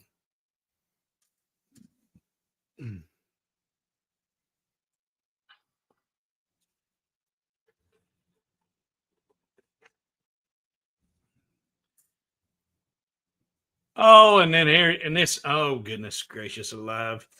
And I hate it when it does this. And it does this often. It says, here's a simple black and white line drawing of a gnome holding a firework. Is there anything else I can help you with? And there is no line drawing there. It's not there. It does not exist.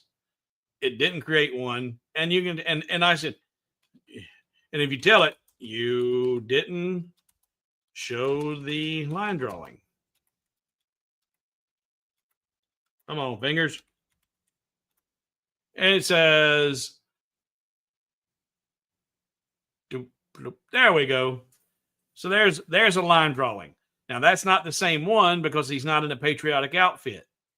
But that is an image that you could right click, copy image, go into LightBurn, right click and paste.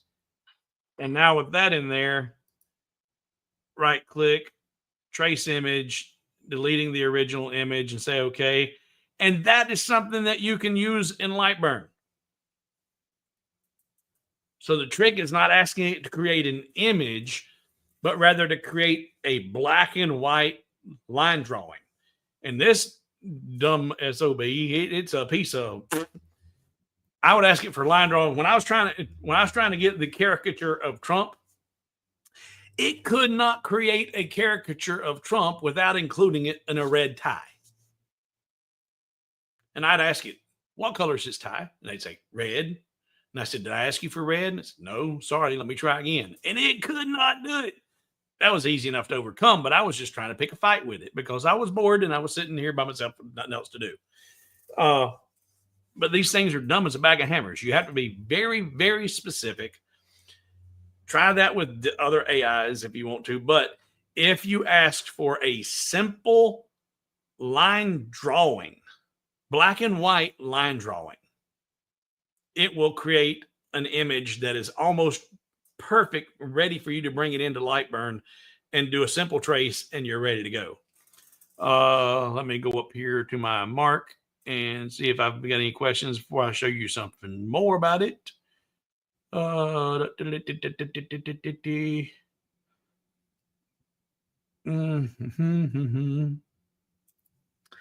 always include in my searches an SVG format. And when I was doing Google searches for images before I was creating with AI, yes, I would do it in an SVG. But here I tell it a simple black and white line drawing, and it works. I've done a lot of these using this AI, and it works pretty good. Ask it for an image of you hanging with your nomies, like your video. You don't have to retype the entire. Yeah, I know there's shortcuts. Yeah, you can edit it. Yes. Go to the original text. Yeah. There's always another way, and just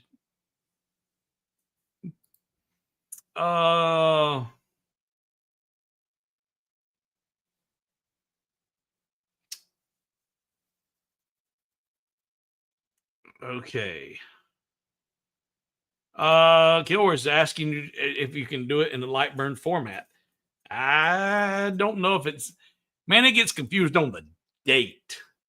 And with doing it in line drawings, you really don't even have to worry too much about high resolution. How did you get around it not wanting to do not one? This one, Google Gemini doesn't have a problem making a caricature about anybody. Chat GPT would not do caricatures of real people. It would create an image for you for Trump or for Biden, but it wouldn't do a caricature. This Google Gemini, it don't care. It doesn't care who it is. It doesn't care. It'll do anybody you tell it to do. So it was not an obstacle on Gemini. In Bing, I put in pencil line art of a dog and no background, come out good. Pencil line art. Yeah.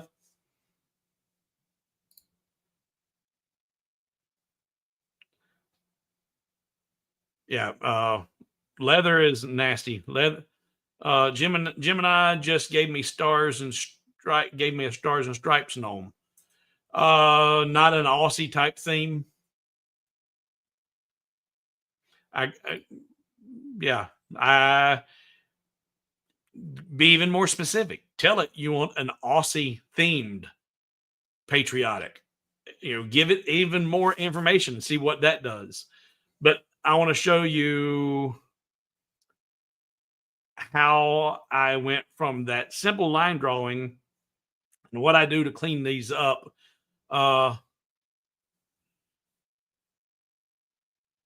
And yeah, I'm aware that Aussies have stars and stripes, but I didn't know if he was referring to it was more of a U.S. type theme.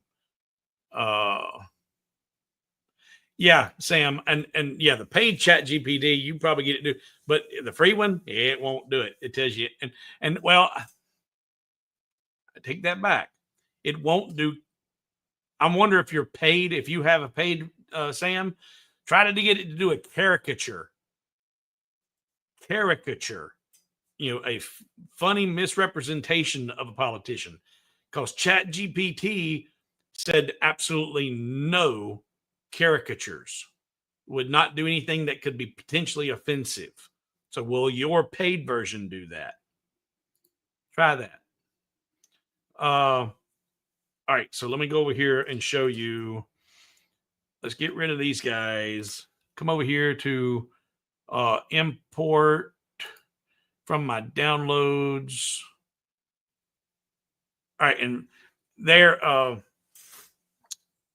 Moses had a design he wanted me to recreate for him, and he's a dog groomer, and it involved shears and a comb, and they were over interlocked over each other or overlapping each other, and I just had it generate me each individual piece. I laid it out in LightBurn, crisscrossed them and created the offset, got them and recreated the image he needed. Let's see, and there are all the images. Now here I'll show you an example of it screwing up.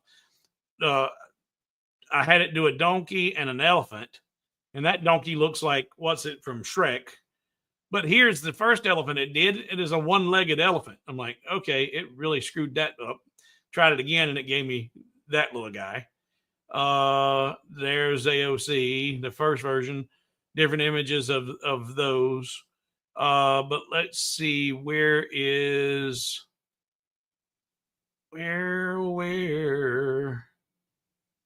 stupidity. Well, there's more than one way to skin a cat. We'll go back. Nope, not that one. Here. I'm going to right click, copy that's the original one that it created for me. Put that back in LightBurn, paste it. Now, I'm going to select the image and just trace it out. Delete the image afterwards, and I've got that.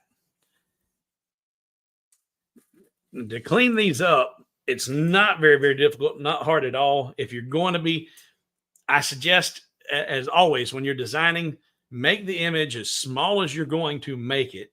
You're going to cut it out and create it, and start editing it from that size.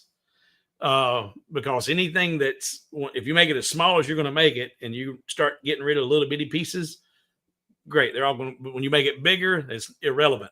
But if you're trying to edit it when it's 8 inches tall and you say, oh yeah, that's too small, I don't need that. But then when you start making it smaller, well, those other pieces now are way, way too small that you didn't think was too small to begin with. So edit it at its smallest possible use. Will you lose some of the detail once you bring it back out? Will it be oversimplified? Depends on how big you make it. But shrinking it down, it'll never be so busy that you got too much stuff in the way. So back over here, this is all grouped together. Ungroup it, and then find a piece that you like. Okay, like these little arbitrary pieces right here don't need to be there. Well, I'm just going to select one of those and come up here to file or to edit and select shapes smaller than selected and click it. And it's going to select everything in that image that's that size or smaller and delete it. And that cleaned up a whole bunch of it real fast. And we'll get rid of anything smaller than that. Edit and delete. And see how it's already starting to clean up? And I like that. That's all looking good. But now his sleeves, I don't like what's going on with the sleeves. So I'm going to show you how quickly I can change that and make that look a whole lot better. I'm going to go up here to Window, and I'm going to go to change my view style to wireframe. Still in fill mode, but I'm in wireframe. And so now it's easier to select these little pieces in here. I'm going to select all of these. And I'm going to show you 2 ways to do this. I'm going to select them all and just delete it. All those are going bye-bye. But I need something in there, so I can grab my pencil and just start drawing out a rectangle shape similar to what, close to what I want it to be. And then go into node editing and start pulling this around. I'm going to hit S for smooth these corners out.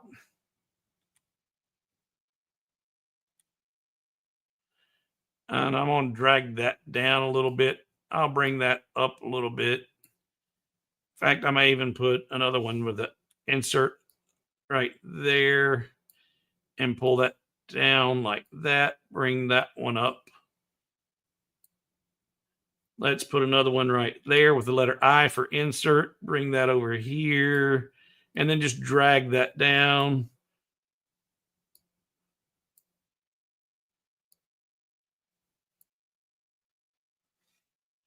And that's not looking too shabby.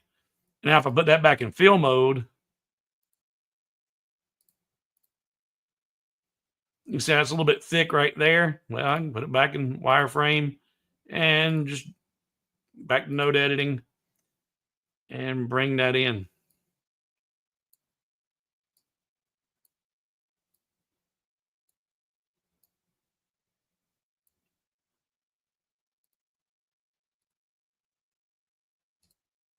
And that looks a lot cleaner than all that.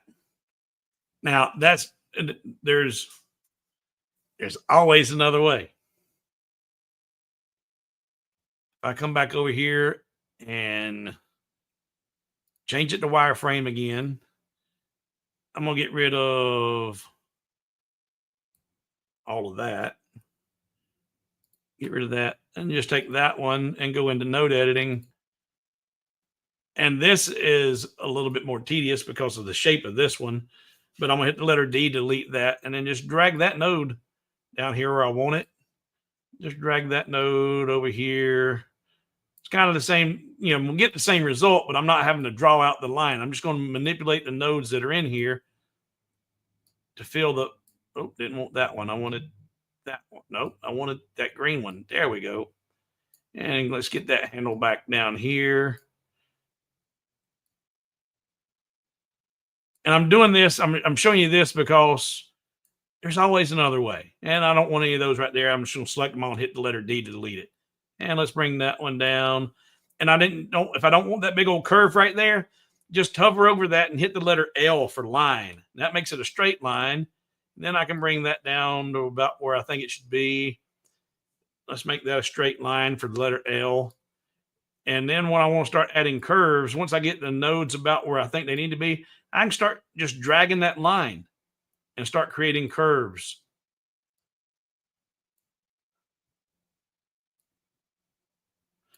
And here, this should be kind of literally it's a corner. But if I grab this handle right now, start moving it, well, actually, it is already a corner. So I'll have to show you on another one. So I can move each side of that and it not affect the other side.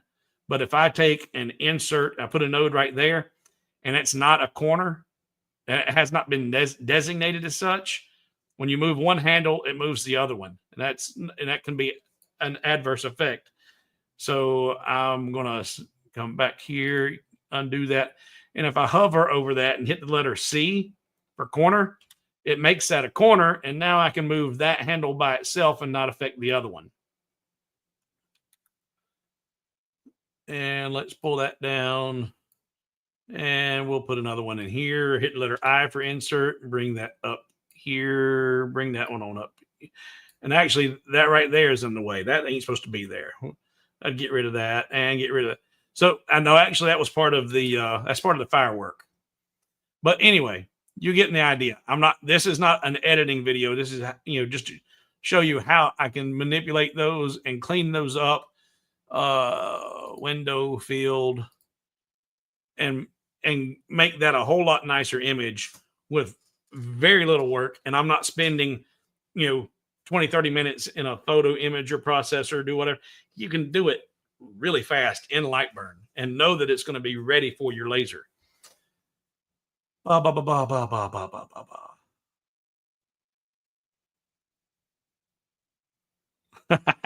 Let's see here. I just wanted to see if it takes into it. I would have, what happens when you assume now, because Aussie does have, what is it? It's just two stripes, the kind of across, isn't it? So you got a little bit of bars going on, and I'm just curious what happened when did you ask it for an Aussie? And maybe you said so down here later on. Yeah, the elephant did, because I did ask for a caricature. Everything I did for these images, including the representation of the Republican elephant and the uh, Democratic donkey, I asked for caricatures. And so the elephant looked like Dumbo and the donkey looked like Donkey from Shrek. Um, I just told it I was not in the US. It still gives me US patriotic. Uh, is this proof the USA really is all that exists? uh,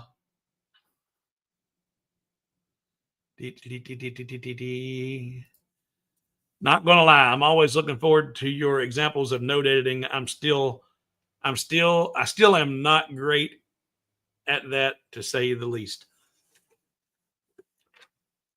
I used to be intimidated, scared to death of nodes, but you can always hit Control Z, undo, and the node manipulation. It really is quick. You can, you know, you can make things exactly what you want them with very little, very little. Sure you can, Greg. It just practice. You know, the more you do it, the better you get. And undo is your best friend. When it doesn't do what you wanted to do, Control Z, undo. Uh,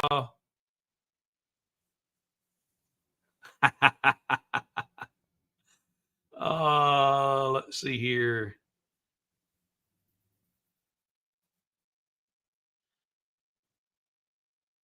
Looking for the questions and comments, and all right, that's good. That's good. That's good.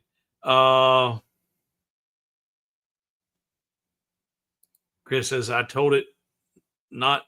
I told it not include anything USA, so it adds a blue band with stars on the hat. Uh, All right. So figured out the reason that a lot of you were not getting the duplication, where you duplicate a shape and you overlap them, when you have overlapping duplicates. If you do not have the line after fill turned on, you'll get no result. And if you have it set so that it engraves individual shapes separately, it's going to engrave both of the duplicates and you'll get a double engrave. So you need to do, I think I did all shapes at once, line after fill, and then that technique will work. But LightBurn was not designed to work that way. It works that way, but it wasn't designed that way. So the fact that it's still going to do that is a huge relief for me, because I was afraid all of my designs that I had out there, that's how I did them when I created negatives and reverses. They'll continue to do it because of the way I've got it set up, and they will work for you as long as you do it with the line after fill. It will create that outline of the duplicates.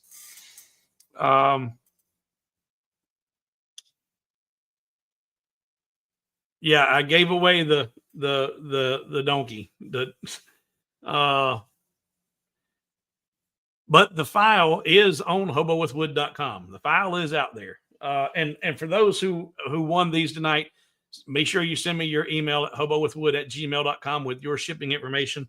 These will go out, and I've got my little logo on the back, so you can say, oh, look, I got Hobo Wood. And I am Hobo with Wood, and I create Hobo Wood. So anybody got any questions? Any questions?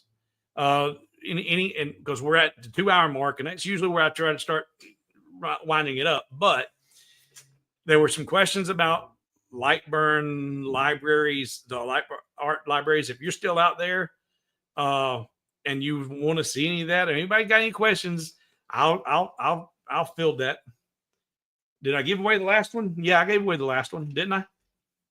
Didn't I give away the last one? Let's see. I got one, or maybe I didn't. Did I not give away stupid? Yeah. or uh, did I not do duh? Oh, I didn't. Looky there. Looky there. Uh, Giveaway tool. Come on. Giveaway tool.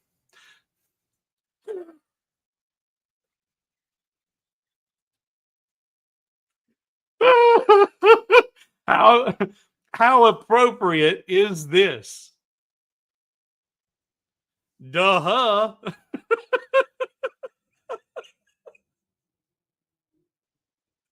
You can't fix stupid. All right, so let's give away duh.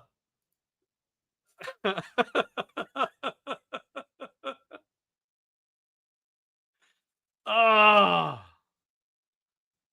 All right, Robert DeHart. Robert DeHart, you are the lucky winner of duh.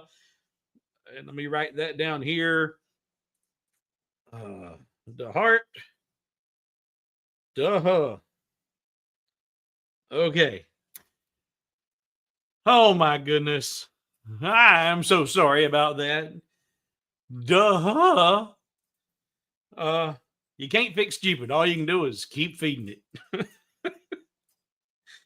All right, guys, if you want any of these, please send me the email with your shipping address. Some of your addresses I've got in my shipping information already, but by having that email from you, it's sometimes it's not so much about me needing your address as it is I need the reminder that I need to do this. So send me your information, your shipping information, hobowithwood@gmail.com, and I'll get those out on Monday. I don't know if Dave is in here, but Dave sent an order across for some of the basswood. I've already got it boxed and labeled and shipped and ready to go out on Monday. That order came in before I went live. I've already got them boxed and ready to go. So that'll go out Monday. These will go out Monday. Let's see here if anybody had any questions or requests about anything here. Let's go back. Okay, that's there. I was there. Ed says his eyes are getting heavy. I wonder if I'll have my gnome by next week's live. It does not ask based on logical responses. It is, and I even catch myself wondering, do I really want to start a fight with an artificial intelligence? Do I really want to get on its bad side? But this one is, and it tells you that I'm just a basic language model, and there are different versions of that Gemini, and probably more advanced ones. But I think this one is obviously one of its most basic. And I actually like that for what I'm using it for. Because since it does seem to be very limited, and by me asking for a black and white line drawing, and I'll tell it simple. I need a simple black and white line drawing, and then it's more user friendly when I bring it into LightBurn. The more advanced and the smarter and the more abilities it may try to generate something really elaborate that you don't need when you're trying to use it with the CNC or the laser. Tom says, can I sign? Yeah, I can sign it. I'll be glad to. Steve, no, you're busy. Any chance for more of the intricate designs you used to do? I'm not reading that correct. Steve, no, you're busy. Any chance for more of the intricate designs you used to do coming up?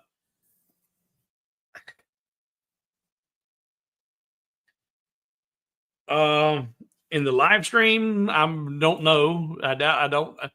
I don't know how. I'm trying to grow this channel. I'm trying to get more and more people involved, and a lot of people are. When I get into those really intricate stuff, and it's way beyond a lot of the people's abilities, they check out. They don't stay with the channel or stay with the stream long enough to see, because even when you'll never get any better if you don't push yourself, right? You got to, you challenge yourself, constantly try to get better. Uh, but my end goal here is to make money. Okay. That's my end goal. This is how I survive. This is how I pay my bills. My end goal is to get paid. And I only get paid if people are watching. And they don't, I see the analytics. They tune out on that stuff. They don't hang around. Folks like yourself and some of the patrons and who've been around. Yeah, I've got a handful that watch it, and but a lot of, but more don't than do. I will probably be doing more. I'm not probably. I will be getting back into my regular schedule of doing more videos throughout the week. And I will be doing more designs. And the challenging part of the designs is coming up with something new all the time. Coming up with a new, so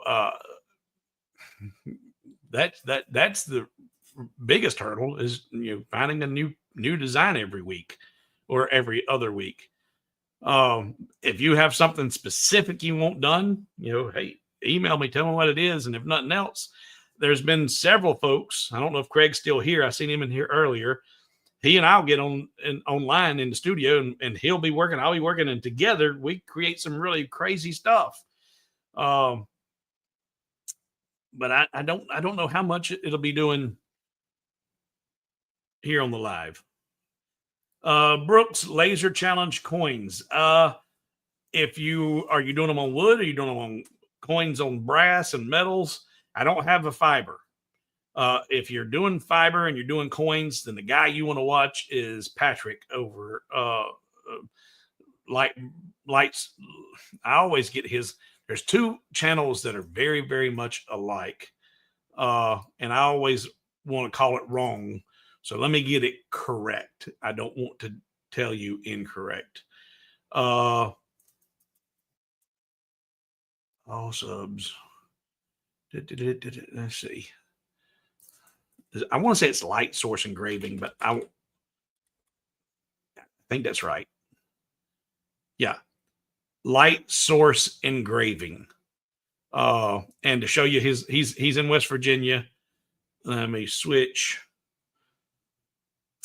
Turn you off. So that's his logo, Light Source Engraving. That's the channel. If you're talking about brass coins or coins, metal coins that you need to engrave with a fiber, then Patrick is your guy. He's the guru for that. If you're doing them on wood coins, there are lots and lots of videos out there, and there's one particular individual who did a wood coin, and for me to go in and do that, tell you what I do though. I do this, and if anybody's still in the stream right now that I've helped this week, throw a hand up, say, put in there, what could we use? Use 4**. Do 4**, and he helped me in 4**. I help people all week long they'll reach out to me through email, and I can send you a link, and we can connect in a stream just like this, where it'll be you and I in a video call conference, and I can share screens, you can share screens, and we can create together. And I'll be happy to do that. If you're talking about wooden coins, fiber coins, or metal coins, Light Source Engraving is your guy.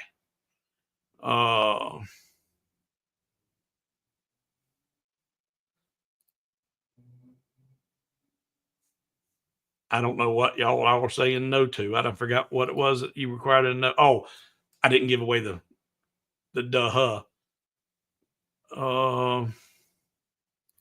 Which AI? I'm using Google's Gemini for the caricatures.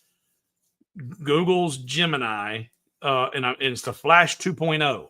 There are a couple of different Geminis, and if I go back over here and switch you, So this is gemini.google.com.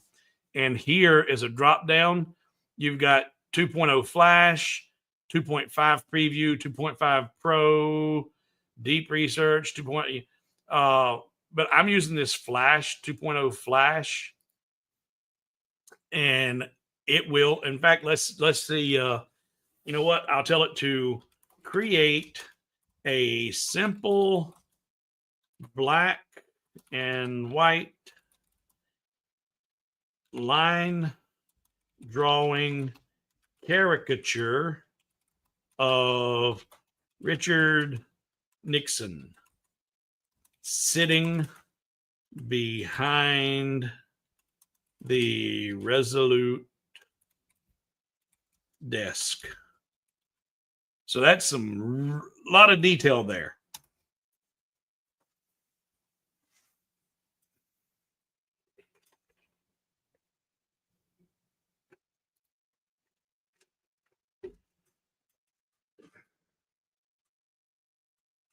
And there you go.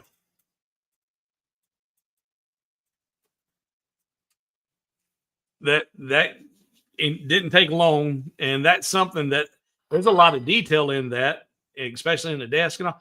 But that's laserable. That could be used. It brought into LightBurn with very, very little effort.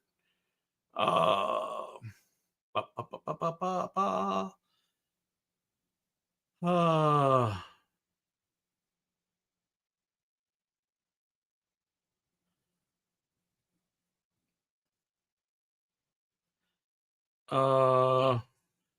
You did it to emphasize the plaque. I don't know. These designs, I think that might be what's talking about.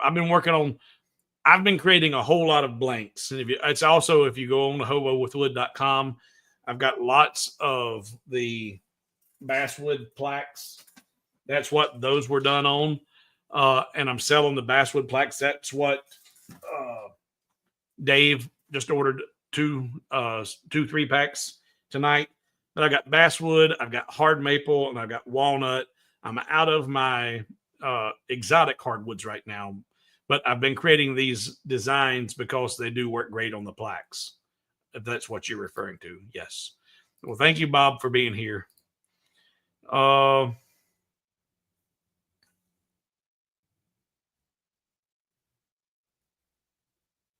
yeah. I mean, it's an AI, Carl. You can use it like any. But I want to tell you, you don't want to trust anything it tells you. You may not have been here when I first introduced it, but I asked it today why a particular resort in Blowing Rock was being demolished, and it told me it wasn't being demolished. And it is being demolished, and it was in the news yesterday that it was being demolished. And it told me that it had no information about it being demolished available to it. And then when I pointed out to it that it was reported on WSOC yesterday that it is being demolished, it's, oh, yeah, you're right. I'm sorry. It is being demolished. So I would not trust this thing for the directions on how to get across the street. I would use it for this purpose and this purpose only. There are much better AIs out there for getting information that you could and should depend on. But I wouldn't trust anything this thing tells you ever. Like I said, I wouldn't ask it how to get across the road. Alexa can be pretty dumb at times as well, but that is an older AI, even if mostly vocal.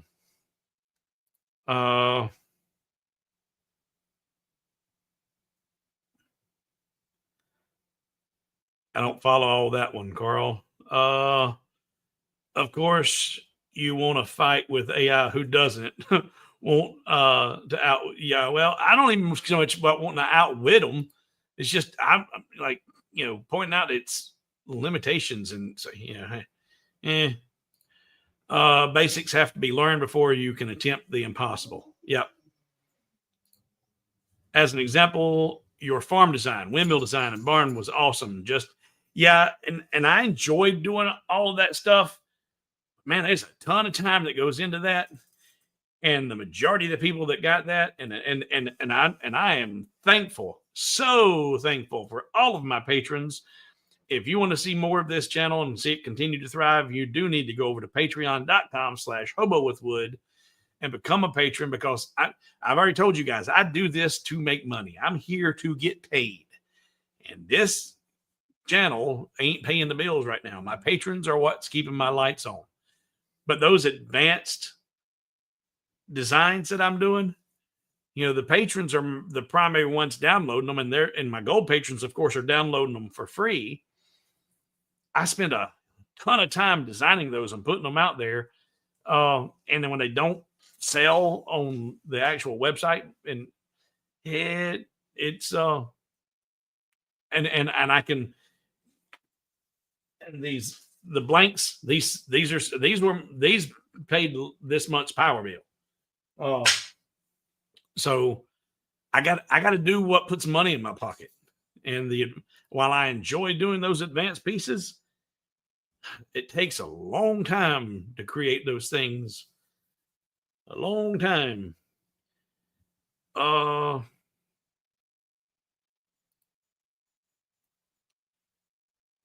Gemini. Ed, if you're still here, if you Google Gemini, or it's just Gemini.google.com. Gemini.google.com.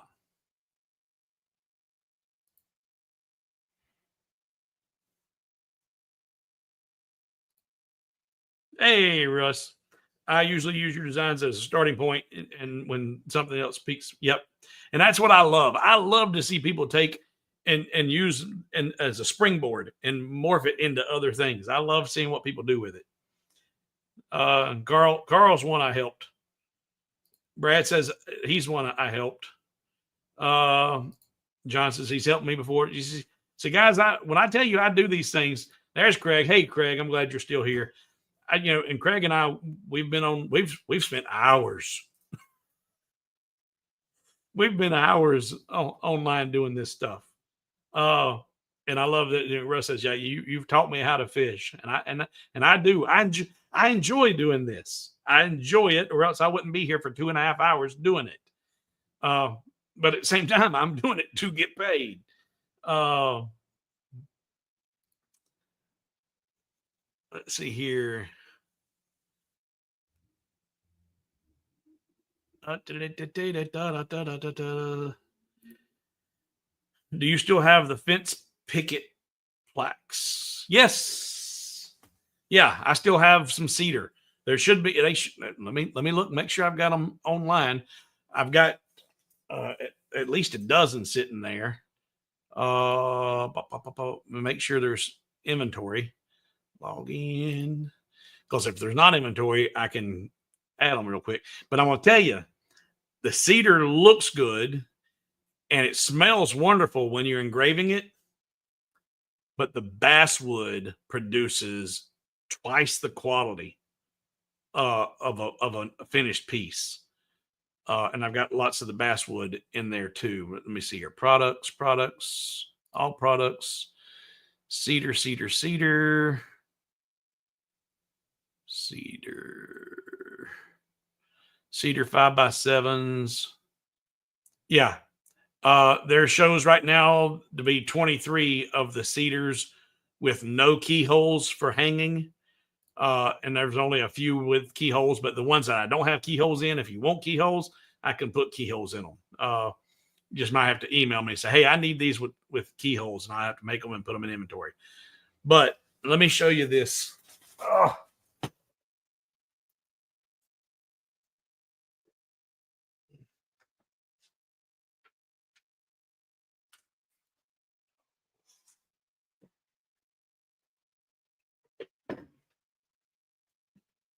Now, until I found this basswood lumber. These are basswood plaques from like a 2x6 piece of lumber that I've actually processed myself. So these are solid basswood. These are not plywood. They're solid basswood. These are solid cedar. The cedar is pretty and it's got a lot of grain going on, but that grain, especially the darker grains, they may not burn away and you end up with little ridges in the piece. Uh, this hardly no grain at all. And when I process these, like here, perfectly clean. This is one that I don't sell. Why? Because see that little bitty knot right there, that little bitty speck. I won't sell that. Mine have no imperfections in them whatsoever. This one has not been finished sanded yet. There's still some hair on here that I got to clean up from the router. But I only sell perfect pieces of this. The cedar looks good, smells good, but that heavy grain, which adds character to the wood, can also leave ridges in your engraving. The basswood is the most impressive piece for engraving. Ba, ba, ba, ba, ba, ba.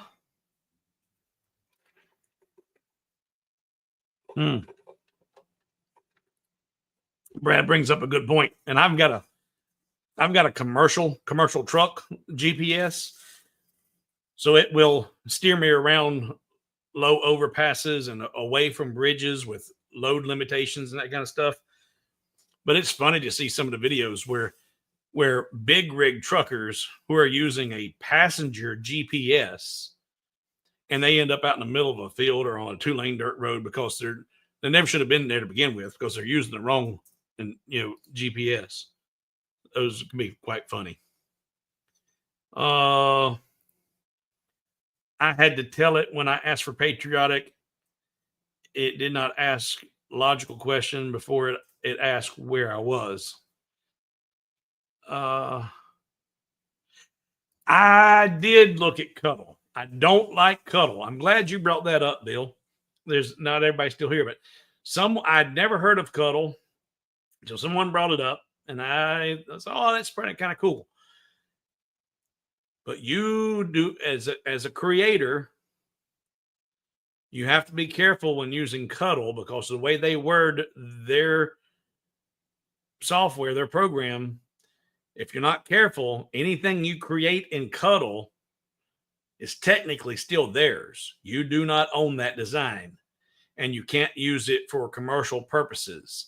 It's crazy. I read enough of the small print to go, yeah, I ain't getting involved in this. So I did not use it because I'm like, no, if I'm going to spend, some time developing and creating something like that, no, that's mine. I don't, no. So it's, I did not do it because there was a chance that, no, if I was to create something there and then put it on my site, then I don't need somebody coming after me for tons of money that I don't have because I used their website and didn't read the fine print. And did I miss something? Brad, I don't know if I said thank you, Brad, but Brad, I see you now. You see you $10. Thank you, sir. Let's see here. Take Bill off there. Oh, okay, there, because I didn't get down in the stream. There it is. Thank you, Brad. Thank you very much.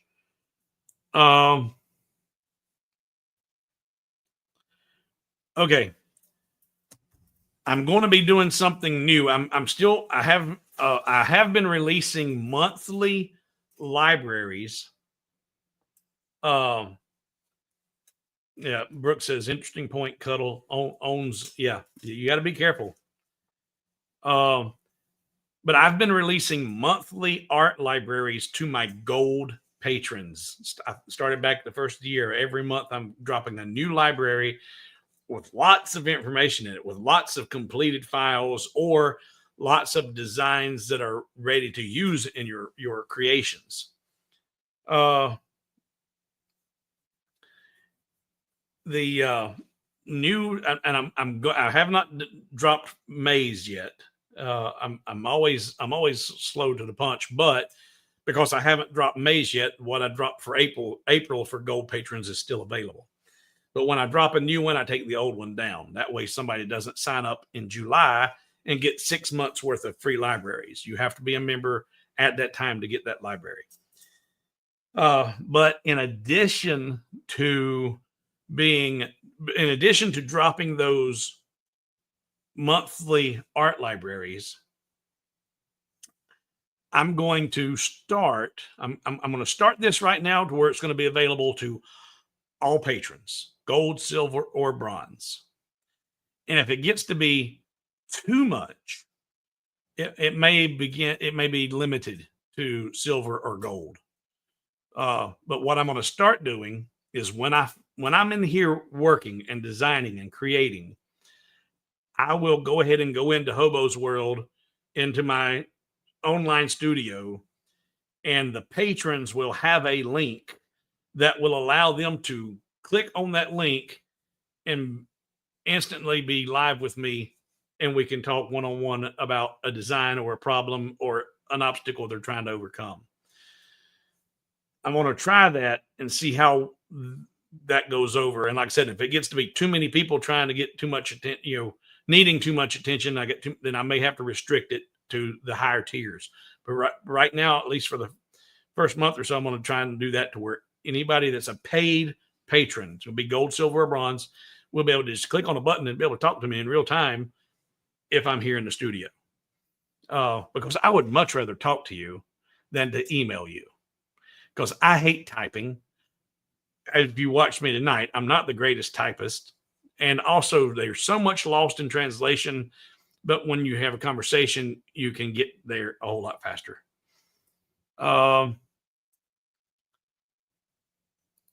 Bill's asking, remind me how to get to the library. If you are a patron, if you're a gold patron, then it's in patreon.com.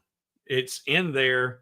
When you log into Patreon, you may have to scroll down to find it now, because there's been a lot posted since I posted it, but you'll find it and you can click it and download the library. Now, it is not a LightBurn file. It is a library. It's a library art file. And if you're not using the library in LightBurn now, and you're not familiar with that, then you can find the video I have on YouTube about how to set up the libraries, because you'll have to download that, save it in a place you know it's at, and then import that library into the LightBurn software. You cannot open the library. It's not a LightBurn art file.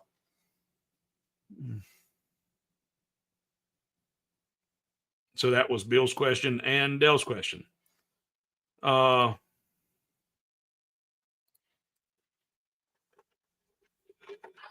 Yeah, it's a long one tonight. Thanks, guys. All right. So Sunday, tomorrow. Tomorrow's Mother's Day. Yeah, I think so. Sundays, I typically don't do anything. I will not be live and in the studio for patrons, but Monday, when I'm back to work and I'm back in here working on designs, I'm going to have that open, and when I do that, I'll drop that link in there for the patrons to be able to join here, and we can chat, fix whatever you need done. I'm not looking to just socialize with you, but if you're having problems or design problems, or you have a design request, that's what that's for. All right, guys. Thank you for hanging out. Thank you for having thank you for giving me a reason to be here tonight. If I can help you at all, email me. I've had several emails come in. If you want a plaque, be sure you email me your address. And if you want it signed, put it on there in your email. Please sign it.